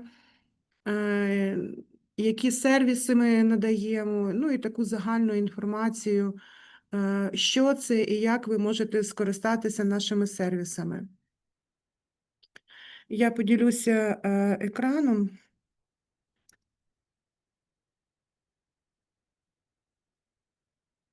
Я сподіваюся, що ви можете бачити мій екран, так? Все добре? Так, тепер бачимо, дякую. Як я сказала, в минулому році було відібрано 6 консорціумів в Україні, які представляють EDIH. Що таке EDIH? Це European Digital Innovation Hub. Наш EDIH називається Central Ukrainian EDIH. І ми націлені на основні типи сервісів, які є характерні для всіх інших подібних хабів. Ця система створена в Європейській комісії, вже діє більше, по-моєму, 8 років. Україна приєдналася лише минулого року. На цьому слайді ви бачите, що створений був консорціум для функціонування нашого EDIH. Координатором консорціуму є Інститут фізики Національної академії наук, який фактично моєю організацією, в якій я працюю вже багато років. І координатором є я, а також наш EDIH складається з 6 дуже потужних партнерів, які є достатньо активні на українському ринку, і ми при створенні консорціуму обрали принцип твінінгу, тобто кожен партнер доповнює один одного. Ви бачите перелік всіх організацій, це і Дніпровський університет технологій, Національний університет Полтавський, це Українська торгово-промислова палата, це Український кластер мобільності і також IT-кластер. Також у нас є 2 асоційованих партнери, це Міністерство енергетики України і IT-компанія Компарус. Нижче ви бачите основні принципи, по якому і сегменти, по якому ми підбирали партнерів і як вони поділяються. Тобто у нас є представники академії і університетів, це в нас 3 представники, це наш інститут фізики, Дніпровський університет, Полтавський університет політехніки, один і другий. Також у нас є державний рівень, це policy makers, тобто на нашому випадку це Міністерство енергетики України, є представники бізнесу, це Українська торгово-промислова палата і Український кластер Automotive, а також в нас є IT-ком'юніті. Сама назва говорить Central Ukrainian EDIH, що ми націлені на центральні території, регіони України. Таким темнішим синім кольором зазначені регіони, на які ми націлені і з якими ми співпрацюємо. Хочу зазначити, що ми достатньо молодий консорціум, ми почали нашу активність фактично тільки в січні цьому році. І це наш фактично 4-й чи 5-й місяць імплементації проєкту. Перші місяці і фактично перший рік у нас буде націлений на відбір, скажімо, стейкхолдерів, з ким ми будемо напряму працювати в першу чергу. Так звана перша лінія комунікації. Потім також ми паралельно відбираємо компанії, відбираємо державні установи, які зацікавлені в інноваціях, в діджитал-трансформації, які зацікавлені в різних технологіях по енергоефективності. Що ще хотіла я зазначити, що наш EDIH надає 4 основних типи сервісів. Якщо ви трошечки, напевно, ні, тому що ця мережа достатньо нова в Україні, і з класичними сервісами ви не знайомі, але насправді в нас є 4 типи. Перший – це Test Before Invest, тобто це Ви звертаєтесь до інститутів, університетів. Якщо у вас є якісь ці продукти, ви хочете його протестувати, інститути, університети можуть взяти цей продукт, в них є лабораторії, спеціалісти, які можуть протестувати, дати своє заключення. Ще цей сервіс називається як доступ до інфраструктури, доступ до capacity, тобто обмін йде якраз між бізнесом і науковою сферою по цьому напрямку. Також у нас є такий тип сервісів, як інформаційні дні, тренінги. Ми розробляємо різні програми, які націлені на диджиталізацію, на енергетичну ефективність і так далі. Також в нас є так званий модуль матчмейкінгу, який ми організовуємо в рамках різних заходів. Ми запрошуємо, відбираємо різні інноваційні організації, які можуть з нами брати участь у різних напрямках. От, наприклад, тут ви бачите 4 основних напрямки, які ми надаємо. Це Test Before Invest, Digital Innovation Skill Development, support and fundraising, investor tracking, networking and access to innovation ecosystem. Зараз так само ми напрацьовуємо міжнародні контакти, тому що ця мережа дуже велика, вона фактично представлена в кожній європейській країні. Нижче ви бачите фото з наших останніх заходів. Я фактично минулого тижня, не минулого, це цього тижня ще в нас почалася низка заходів. 2 числа був BV Summit в Штутгарті, куди ми відбирали 10 українських інноваційних організацій і 10 стартапів. Вони брали участь в індивідуальній так звано продуманій програмі по делегації. Спочатку це був BV Summit 2 числа, а потім 3-4 червня вони брали участь в Discovery Tour. Вони мали можливість відвідати провідні компанії, провідні інститути, університети, акселератори, також отримати останню інформацію по трендам, які зараз технології впроваджуються з точки зору цифрових технологій, це Artificial Intelligence, як іде поєднання з науковою сферою, як ці принципи застосовуються в розробках різних. Це від Material Science, тобто від матеріалознавства до енергетичних технологій. Потім ми мали візити в декілька наукових установ, до деяких наукових установ. Є так в Німеччині достатньо велика мережа установ, які займаються енергоефективністю, розробляють різні технології, які направлені в цьому напрямку.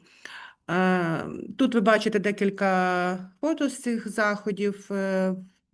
До кінця року ми плануємо ще низку таких заходів. Також ви до нас можете звертатися за послугою Test Before Invest, і ми можемо тестувати ваші продукти. У нас для цього є різні набори інструментів. Це можуть бути електричні властивості, оптичні властивості, це можуть бути механічні властивості, в залежності від ваших потреб.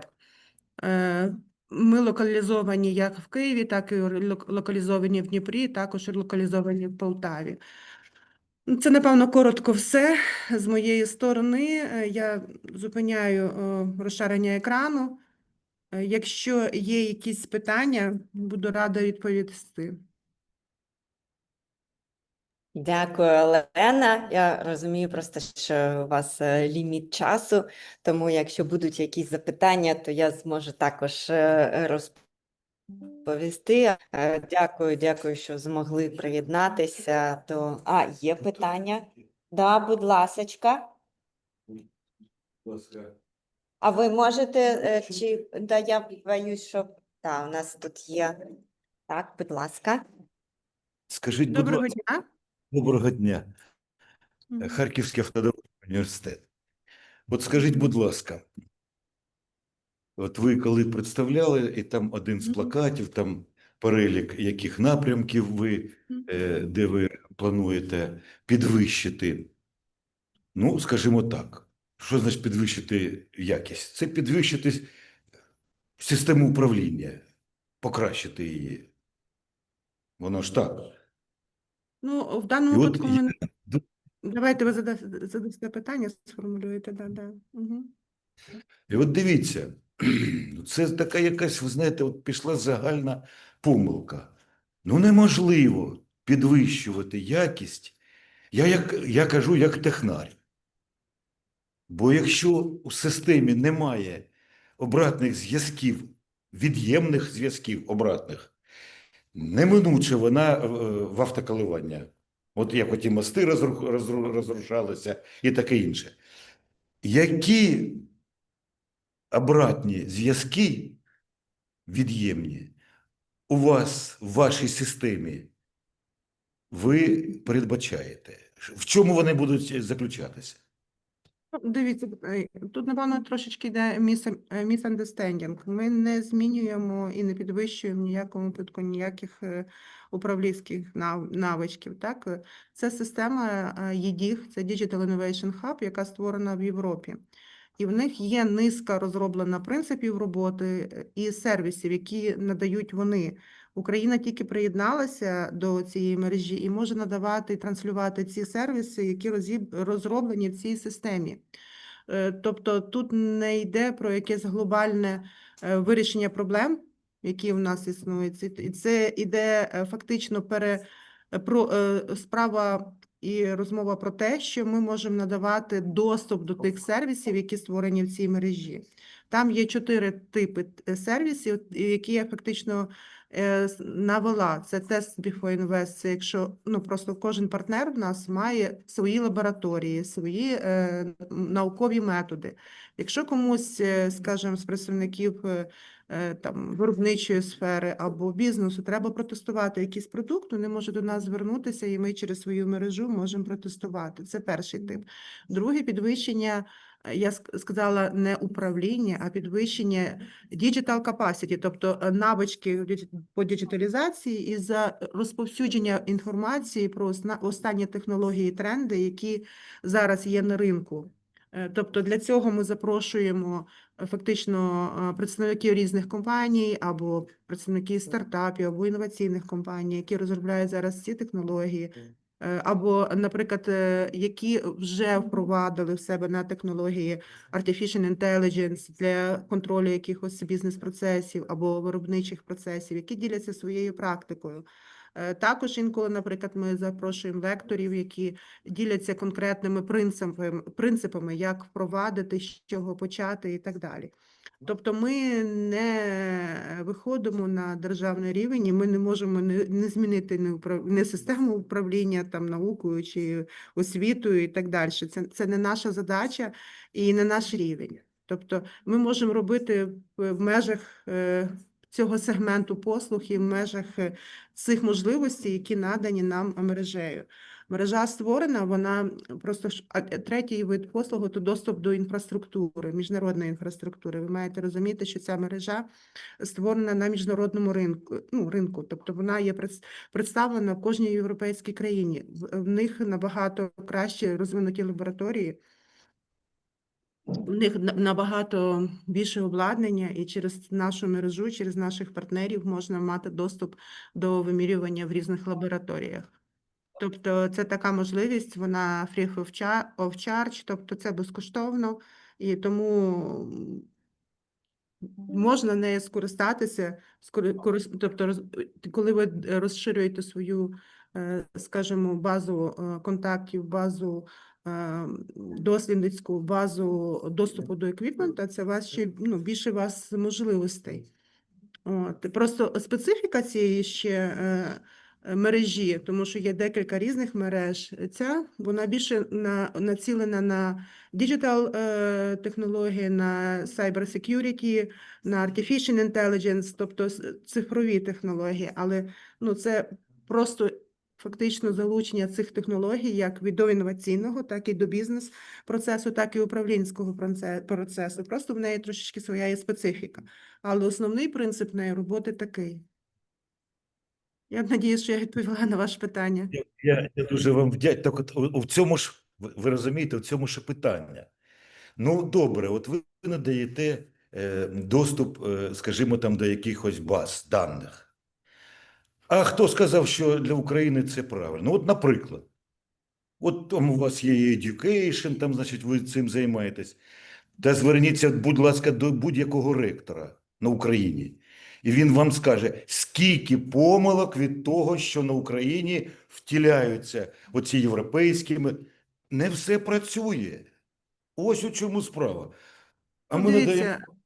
Дивіться, я вважаю, що це дуже гарна перевага, що Україна має доступ до цієї мережі. Ця мережа діє в скільки фактично більше, ніж в 30 країнах світу. То, знаєте, як вікно можливості. Ви входите в одні в двері, і там як спайдер, як павучок, і у вас є дуже-дуже багато різних можливостей, з чим ви можете комунікувати. У нас не Ну, перетворилось дивіться, це ж вільний доступ. Ви не хочете, не користуйтеся, ніхто нікого не заставляє. Можливо, хтось хоче. І Як давайте навчити? будемо обмежувати в можливостях інших Як людей. навчити Якщо вони хочуть, правильно нехай вони користуватися? і спробують. Будь-які вікна Вартона Так, перетворюються. це ж тому ці діхи є. Ну, вибачте, Це- я вам вдячний за ваш від. Але якщо буде така змога, все ж таки, і європейських наших друзів, все ж таки, ну давайте подивимось, може щось не так ми можемо робити, саме в education, саме в освіті. Може щось тут треба нам трошки, бо зничтожимо, а потім що будемо? Та ніхто ж нічого не знайшов. Ні, Так, це моя думка, особиста думка. Дякуємо, Дивіться, дякуємо. ми до реформ ні освіти, ні науки не маємо абсолютно ніякого відношення. Дякую вам. І, Дуже на вам жаль, дякую. ми, можливо, би хотіли мати, але, на жаль, не маємо, і нас особливо ніхто не питається, тому що реформаторів зараз багато. Ми говоримо не про реформи, ми говоримо про Дуже інноваційні і цифрові можливості. На жаль, реформи робляться не нами, не вами, і не мною, і не пані Ольгою. Можливо, було би і добре, щоб були залучені всі стейкхолдери, всі гравці на ринку для Я до прийняття чого рішень. кажу. Але це мова не про це, і ми зараз говоримо не про це. Знаєте, є просто різні рівні проєктів, різні рівні завдань. Це не завдання цього проєкту. Давайте до європейців звертатися. Давайте отакі теми завод. Ми знищимо нашу освіту. Якщо ми не будемо над цим працювати, і без європейського досвіду, зрозуміло, це не так. Але проаналізувати. Це питання, збереження власної освіти і науки – це питання національне. Тобто треба звертатися в першу чергу до національних наших стейкхолдерів, до наших національних гравців, які є міністерства, є різні агенції в нас, які створені. Це питання до них. Можна організовувати на цю тему круглі столи, обговорення і так далі. Але сьогодні я представила трошки інший інструмент. Дякую. Дякую. До побачення. Було дуже приємно Так, познайомитися. гарного вам відрядження. До побачення, до зустрічі. Так, і зараз я хочу наступним чином презентувати також і наш кластер як частину нашого сьогоднішнього івенту. Так. І для цього я зараз буду демонструвати свій екран. Так. Минуточку.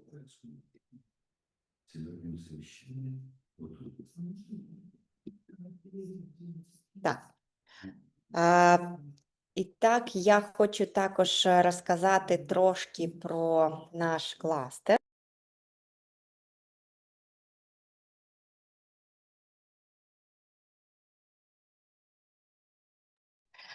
Так, і так, щодо нашого кластеру, український кластер автобудування та мобільності, насправді сам кластер був заснований у 2018 році.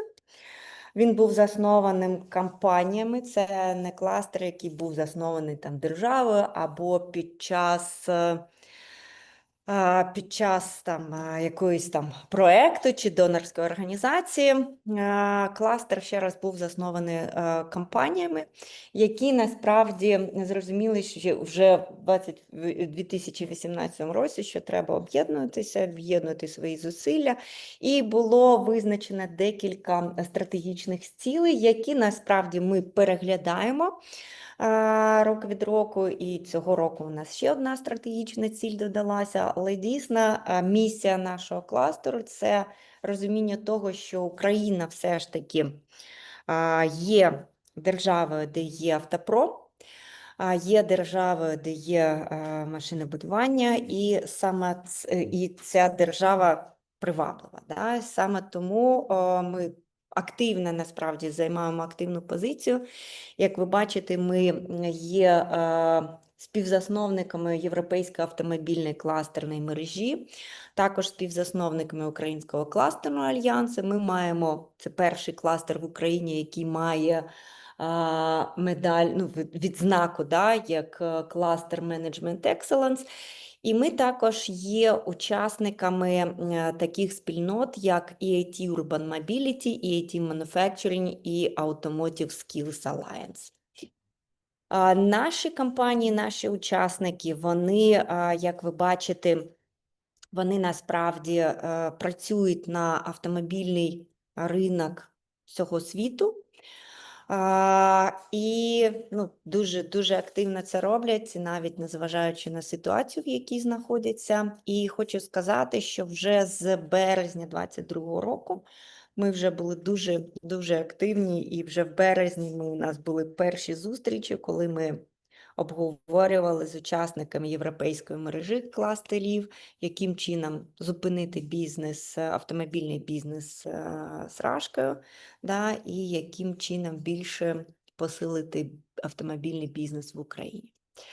Після цього у нас було багато заходів, на яких ми якраз і показували, що Україна може бути гарним сумісником, знаєте, гарною площадкою для виробництва як автомобілів, так і автокомпонентів. Перше, як ви бачите, вже в травні 2022 року це був Stuttgart Automotive Procurement Forum, де я була keynote-спікером.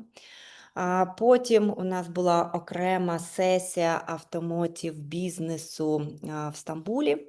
Це був перший, до речі, такий міжнародний форум саме щодо України, який організовувався International Trade Council. І, до речі, було багато представників, мабуть, з 30 країн світу. І у нас по автомотиву була окрема сесія. Після цього ми також ми приймали участь в Automotive Supplier Summit в Ольсбургі. Це у нас було, до речі, Ольга з квоти і спецтехоснастка, як ви бачите, також приймали участь, і ми були разом на стенді. І 15 наших учасників презентували свої компанії під час вебінару, вебінар разом зі Штутгартом, про який зараз і Олена розказувала в 2023 році.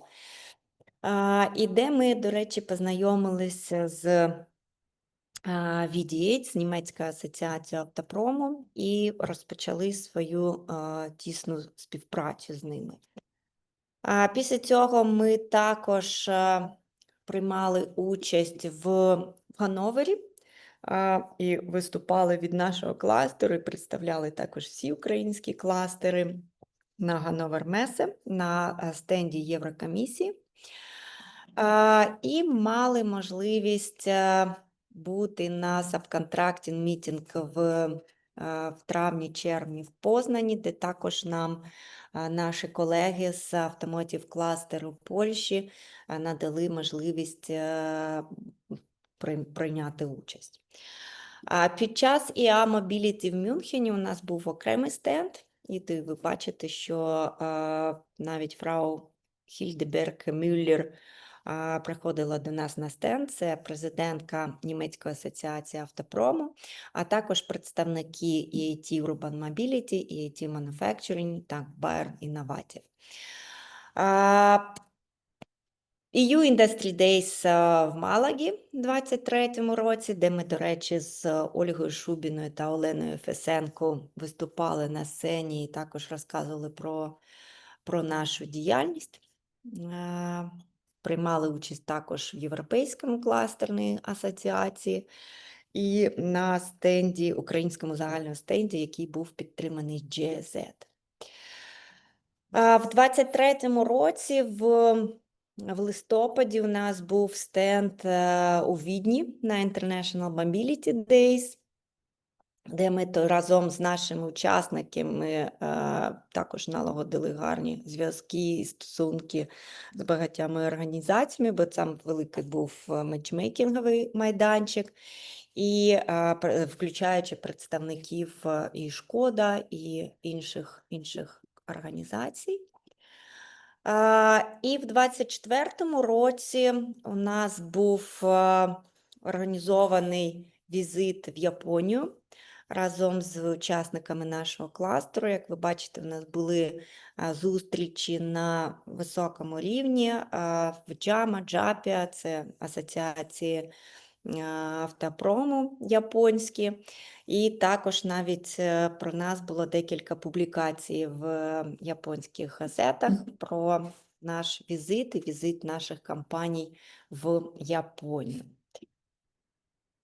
В квітні 24-го року ми були в Млада Болеславі, виступали на Шкода, і в Берліні під час Ukraine Recovery Conference також вели, так сказати, презентацію, після чого, наскільки мені потім розказували GSZ, декілька нових організацій, навіть країн, такі як Норвегія, підходили і для того, щоб підтримати Україну і надали співфінансування в дуже великому об'ємі для українських проєктів. Співпраця з Німецькою асоціацією автопрому, як ви бачите, це також була у них в хедквартері, це Ангела Майнц, яка є нашою колегою і підтримує наш кластер, наших учасників. І конференція в Варшаві разом з Клепа. Клепа – це асоціація постачальників автозапчастин, виробників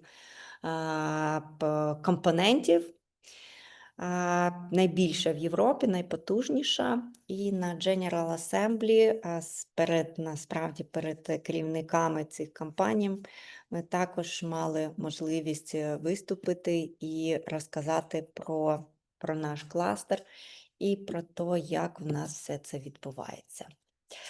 Минулої осені у нас було декілька ще таких потужних представлень наших учасників. Це EDIate Transportation, у нас був окремий стенд в Ганновері на EDIate Transportation, і разом Анджела Майнц із консулом України в Німеччині ми відкривали наш стенд. В Будапешті ми також були на Automotive форумі, і в Вольсбурзі у нас ще був стенд, це хедквартер Volkswagen, де у нас був, як ви бачите, стенд і ще раз з нашими учасниками. Тут у нас було багато учасників нашого кластеру, які прийняли участь і приїхали в Вольсбург для участі в форумі. 19-й конгрес Automotive Industry в Варшаві. Ну і також хочу сказати, що ми доволі часто виступаємо і в онлайні. Наприклад, це Cluster Talks, це у нас наші партнери з Барселони, з якими ми вели подкаст. Він є в Ютубі, можна його також послухати, подивитись. І нас доволі часто запрошують. І буквально пару місяців тому був знятий фільм Deutsche Welle про український автопром. І ми також розказували про наш кластер і про те, що у нас відбувається. Український бізнес-саміт в Брюсселі, який, до речі, відбувався в Automotive музеї. Це було дуже так цікаво. Це така, знаєте, підготовка до Ukraine Recovery Conference і Ukraine Reconstruction Forum у Відні, який був минулого місяця. Це щодо першого такого вектору, що ми представляємо Україну і український автопром в усьому світі. А друга наша потужна стратегічна ціль – це якраз щодо розбудови нашої внутрішньої кооперації. Той факт, що ми заснували Український кластерний альянс і представляли кластери також і організовували, допомагали кластерам в Україні і в Європі, представляли їх вперше, до речі, це було в 2022 році, коли саме ми представили на Європейській кластерній конференції, тому що я також виступала двічі там. І ініціювали, це прям ми такі ініціювали, бо я робила ту аплікаційну заявку, кластер Mid Region в Кошице в 2023 році. І це був кластер Mid Regions, який був присвячений Україні, але він відбувався в Словаччині, недалеко від Ужгорода, до речі, і де ми також представляли наш кластер як окремо під час пітчингової сесії, так і під час окремих панельних дискусій. Минулого року, у 2024 році, також ми везли делегацію з 15 кластерів в Брюсселі, була кластерна конференція, і наш кластер активно приймає участь в міжнародних програмах, такі як розвиток кластерів, розробка стратегії, там розробка, як ви бачите, ще підтримка кластерів, і навіть наші учасники, от Ольга з квоти, Андрій ще з нами, вона приймала участь в стадії турі і представляла також свою кампанію і наш кластер під час цієї поїздки. Але ще раз вона була обрана як частина нашого кластеру. Минулого року ми проводили Automotive, Ukrainian Automotive Mobility Forum у Львові, перепрошую. І це був такий, до речі, потужний івент, на якому були представники високого рівня. І Андрій Телюпа виступав, як ви бачите, і багато наших іноземних колег. І до нас приїхало біля 80 учасників, представники автомотив бізнесу з усієї нашої країни. В березні цього місяця ми виступали на міжнародному торговельному форумі, який, до речі, був присвячений розробці експортної стратегії України. І саме наш кластер організовував окрему панельну дискусію і запрошував Анджелу Майнс з EDIate для того, щоб вона також зробила виступ і казала свої розуміння нашої експортної стратегії нашої держави. Минулого місяця у нас був Automotive Business Forum, де також ми відкривали цей форум, взагалі були співорганізаторами цього форуму, і учасники нашого кластеру та партнери мали окрему панельну дискусію і також представили своє розуміння, свої бачення наших проблем і спільних подальших дій. Наступна наша стратегічна ціль – це все ж таки інноваційний розвиток. І щодо інноваційного розвитку я хочу сказати, що так, ми були, мабуть, з нас розпочалася насправді історія EDIate в Україні, бо саме ми в 2022 році вже виступали на EDIate Manufacturing Day у Відні, і після цього стали нетворкінг-партнерами вже в 2022 році в Україні. І в 2023-му стали представниками EDIate Manufacturing і, до речі, в Ужгороді, саме в індустріальному парку Соломонова на заводі Єврокар проводили Manufacturing Day в листопаді 2022 року. Як ви бачите, також у нас були представники Єврокомісії, багатьох компаній виробничих, саме керівництва компаній. Ну і дякуємо дуже нашим партнерам Єврокару, які надали таку можливість організувати в них такий захід. Були представники з 8 країн, які фізично приїхали в Україну і приймали участь в цій конференції. В березні 2024 року у Львові проводився фінальний тур Boost Up Ukraine, де було представлено фіналісти 10 стартапів. Він був оголошений саме в листопаді під час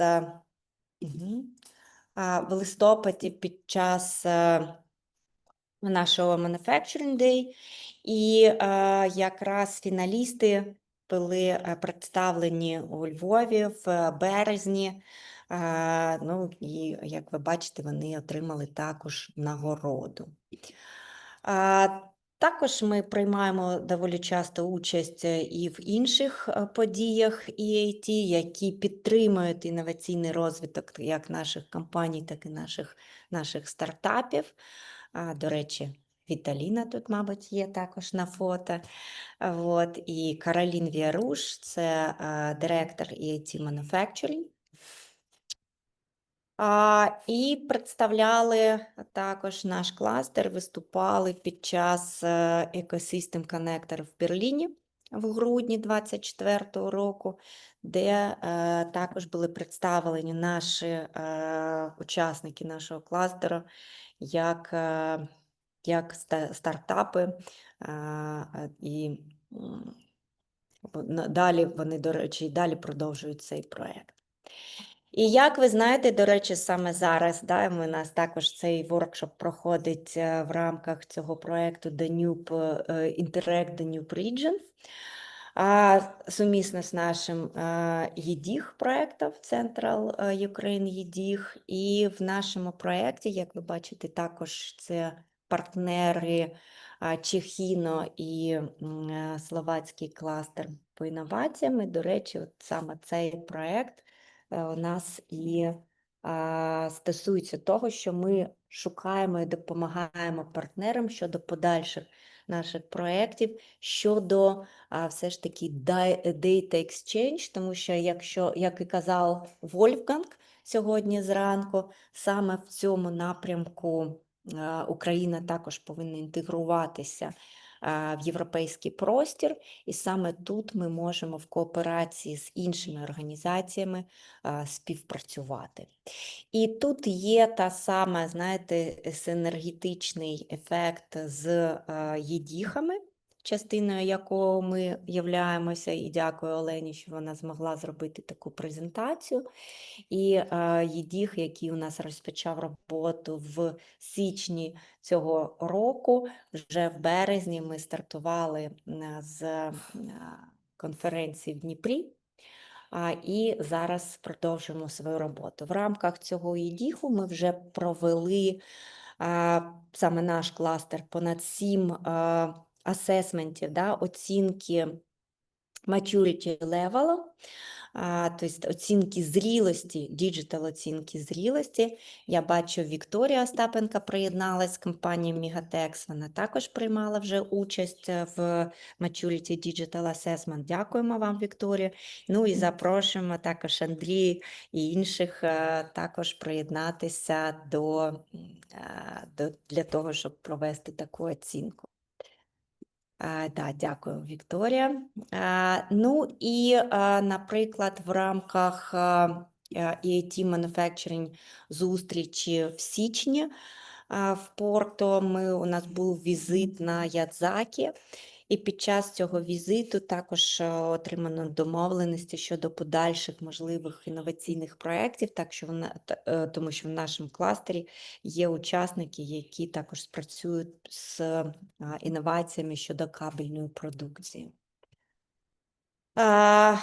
Так, це щодо Інахайву, такий дуже потужний івент, який проводився EIT Manufacturing в Брюсселі, і де також українські представники були на панельній дискусії щодо геополітики. Ви знаєте, що зараз це це питання номер один. Насправді в усьому світі, і ми вчора під час EU Industry Days ще раз в цьому це розуміли. Ну і щодо EIT Manufacturing Day в травні, який був, також у нас була делегація була з 5 країн насправді, і з 5 країн це у нас було біля 20 учасниць насправді. Це Азербайджан, Арменія, Молдова, Україна і Грузія. Віталіна також приймала участь, дякую вам за це. І також були проведені такі цікаві зустрічі, як, наприклад, ЮНІДО, з якими ми також плануємо співпрацювати і стосовно співпраці саме з нашим кластером, Automotive кластер. І наступна стратегічна ціль, яку ми не можемо не підтримати, яка дуже важлива для нас зараз, це все ж таки підтримка також нашої спроможності, capacity building, який ми називаємо, який ми розпочинаємо завжди з того, що ми також підтримуємо свою, як кластер, свої скілси, свої навички. Проходимо також тренінги, насправді, як кластер-менеджер я проходжу тренінги, як я і казала, що ми отримали ту саму нагороду Cluster Management Excellence, і в 23-му році прийняли участь в стадії візитів в Штутгарті. Але в 23-му році ми також започаткували e-learning платформу Automotive Skills Hub, яка зараз вже має 5 тренінгів щодо Automotive і ще 5 тренінгів також більш загальні, діджитал, не тільки для Automotive, а для виробничих компаній. І серед них, як ви бачите, це ті тренінги, які ми зробили в рамках проєкту з GIZ, EU for Business, системи менеджменту в автомобільній промисловості, процесний підхід, технологічні плани згідно методології контрплан, наставництво на виробництві, 5S на виробництві та в офісі, інновації та кайдзен, а також 3 тренінги, які були розроблені і завантажені на платформу за допомогою програми з USAID, а саме стандарти Німецької асоціації автомобільної промисловості EDIH, інтернаціоналізація та міжнародна автомобільна цільова група ITF, нові вимоги IPQP, а також процес схвалення постачальників виробництва автомобільних компонентів PPAP. Це, як ви знаєте, це невід'ємні і обов'язкові вимоги автопрому на сьогодні. І саме тому ми даємо можливість учасникам нашого кластеру пройти таке навчання, вводне навчання безкоштовно. Також на платформі зараз завантажені тренінги по інтернаціоналізації, діджиталізації, sustainability та lean management. Це 4 модулі, кожен модуль з 3 тренінгів, з 3 зустрічей, тренінгів, які вже є на платформі, які також всі наші учасники кластеру мають можливість пройти. Ну і на завершення хочу тільки сказати, що так, ми відбудовуємо екосистему, яка базується на відкритості, на прозорості, на підтримки один одного і на довірі. І, як то кажуть, саме нам з вами її будувати, бо якщо не ми, то хто? Так я ж кажу, всі разом, да? Бо ми розуміємо, що екосистема – це якраз і університети, і технічна освіта, і наші компанії, і саме наші адміністрації, муніципалітети, бо тільки разом ми можемо щось відбудувати. Вот. Дякую вам за увагу. Мабуть, це все щодо мого виступу. Вот. Це наш слоган, знаєте, to support Ukraine, do business with Ukraine. І саме з цим слоганом у нас вчора був такий дуже потужний стенд, на мій погляд. Вот. Ну і саме таким чином це і відбувається. Дуже дякую. Якщо є запитання, задавайте. Чого? Ні, зараз. Ви хочете представитись? Окей, зараз, так. Я просто дивлюсь, що у нас ще приєдналися. Скажіть, будь ласка, хто такий У1 приєднався, бо я не бачу, хто це. Не розумію. Я вже не впізнаваємий, мабуть, да? Супер. Ну, ви просто підписані так, як У1, розумієте? І я тепер і не розумію, да? Знаєте, хто і як. Дякуємо, що приєднались. Давно вас не чули, не бачили. Це якраз приєднались учасники нашого автокластеру, а у нас тут зараз ще продовжується наш воркшоп, але зараз ми зробимо перерву і будемо якраз з вами. Тобто до нас приєдналася Вікторія Остапенка, завод Мегатекс, і Владислав Левицький, це завод Влад Плюс. І Андрій Ковалінський, це наша квота. Дякую вам. До нас хочуть зараз, мабуть, представитися ще учасники нашої зустрічі. Да? Будь ласка. I'm Тетяна Таворська. Та ви можете українською, бо добре. тут залишились, да, і можна і українською. Добре, я Тетяна Таворська. Дуже вдячна Ользі та EIT-платформі, всім партнерам, хто приєднався і хто працює над втіленням реалізації зеленого курсу і відновлення України.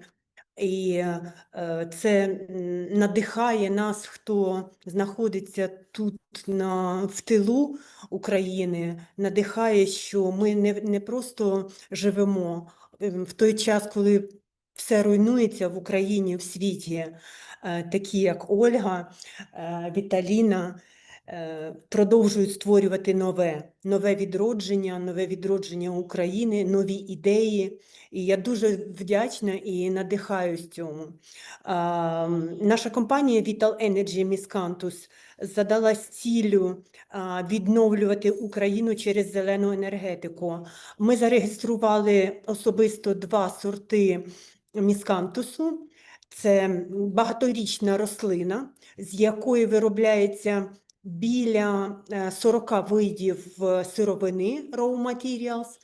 І таким чином ми можемо співпрацювати з платформою EIT Food, EIT Manufacturing, EIT Innotech, EIT Green Energy і EIT Water. Тому що міскантус – це не просто рослина, а це сировина, і це забезпечення самого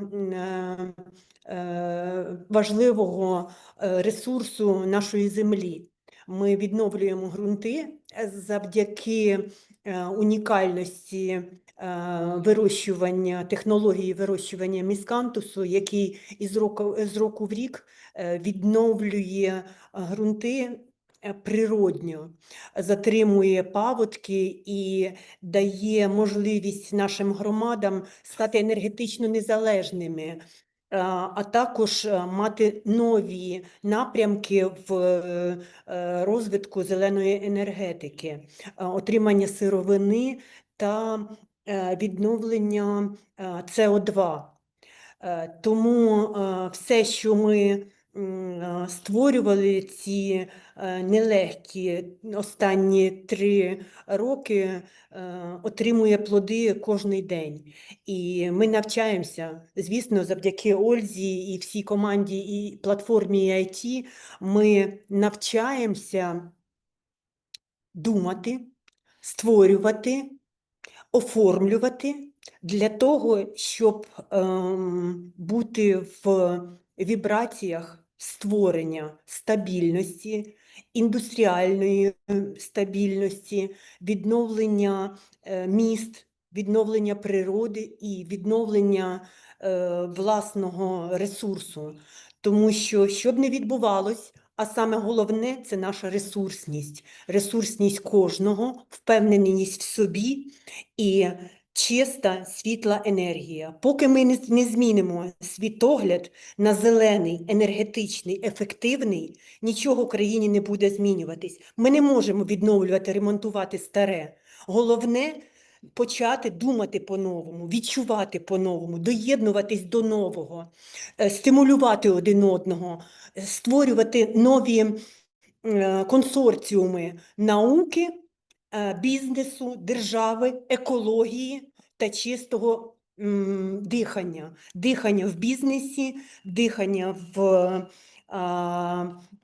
напрямках платформ, об'єднання в кластері, об'єднання однодумців та реалізації. Тому що одне мислення і написання – це мало. Ми маємо діяти. Діяти через наповненість. Наповненість кожного до самого,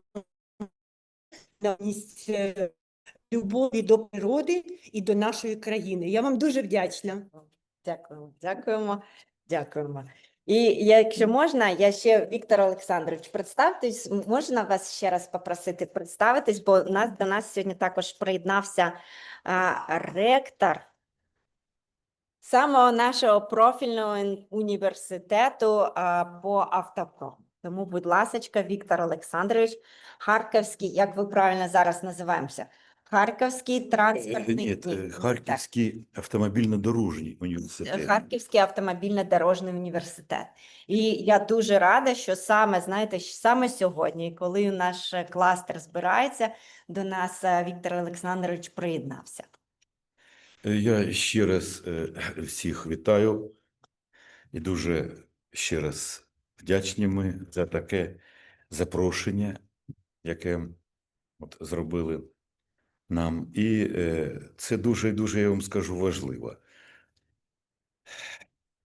Дуже багато, по університетах, дуже багато, я на прикладі нашого університету, вже дуже багато созріло дуже цікавих речей, яким треба вихід мати. І це не тільки наш університет. І от такі форуми, вони якраз і надають оцю можливість, щоб ми, наприклад, я вам по нашому університету, ми зараз зробили макет, до речі, діючий, макет автомобіля з так званою, це може бути трактор, це може бути автомобіль, будь-який транспортний засіб, з так названою абсолютною маневреністю. Що таке абсолютна маневренність? Я так, в 2 словах, вибачте, що я там термінами бросаюсь. Технарі. Що таке абсолютна маневренність? Це транспортний засіб, який може повертатися біля любої наперед заданої точки. Скажімо, простий автомобіль або трактор. В нього такого нема. Він не може. Наприклад, точку повороту призначимо біля заднього правого колеса. Я для прикладу. Або біля радіатора автомобільного. Ми такий автомобіль створили, і ця модель вже діюча. І ми провели аналіз, до речі, дуже ретельний аналіз і по Америці, і по Європі. Такого ще нема ні у кого. Через 3 роки, якщо ми зараз за це не візьмемося, то через 3 роки ми будемо у Європі це покупати за дуже великі гроші.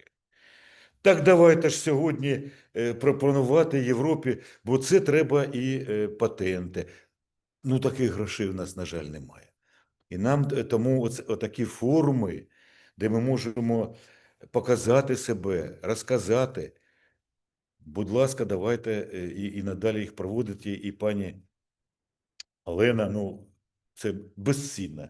От те, що ви робите, це безцінний такий потенціал український. Ми вам дуже за це вдячні. Або, допустимо, от ми напрацювали дуже великий обсяг змін. Ну, є такі так звані правила 13 ЄКОН, міжнародні правила там до конструкції автомобіля. Ми напрацювали дуже багато вже речей, які сьогодні треба вже втілювати. Бо це найголовніше – безпека транспортного засобу. Де ми можемо це пропонувати? Ну, ось на таких форумах. І тому ми будемо дуже вдячні нашим європейським колегам, якщо на нас звернуть увагу і дадуть нам можливість попрацювати в цих напрямках, ми готові з вдячністю готові підключитися до цих напрямків роботи. І дуже-дуже багато. От, наприклад, тільки що виступала наш колега по поводу екології. Ну, вибачте, автомобіль, що може бути ще фундаментальніше, ніж зробити екологічно чистий автомобіль? Ну, що для людства може бути більш фундаментальніше, коли цих автомобілів сотні мільйонів? І такі пропозиції ми вже будемо працювати, і я думаю, що ми обов'язково знайдемо там загальні інтереси і будемо в цьому напрямку працювати. Я ще раз дуже вам вдячний за ваші пропозиції. Дякую. До побачення, шановні. Дякую вам всім. Так, окей. Тоді зараз ми зробимо таким чином. Мабуть, ми так. Ще раз дуже дякуємо. Ми цю таку офіційну частину завершуємо, і я, мабуть,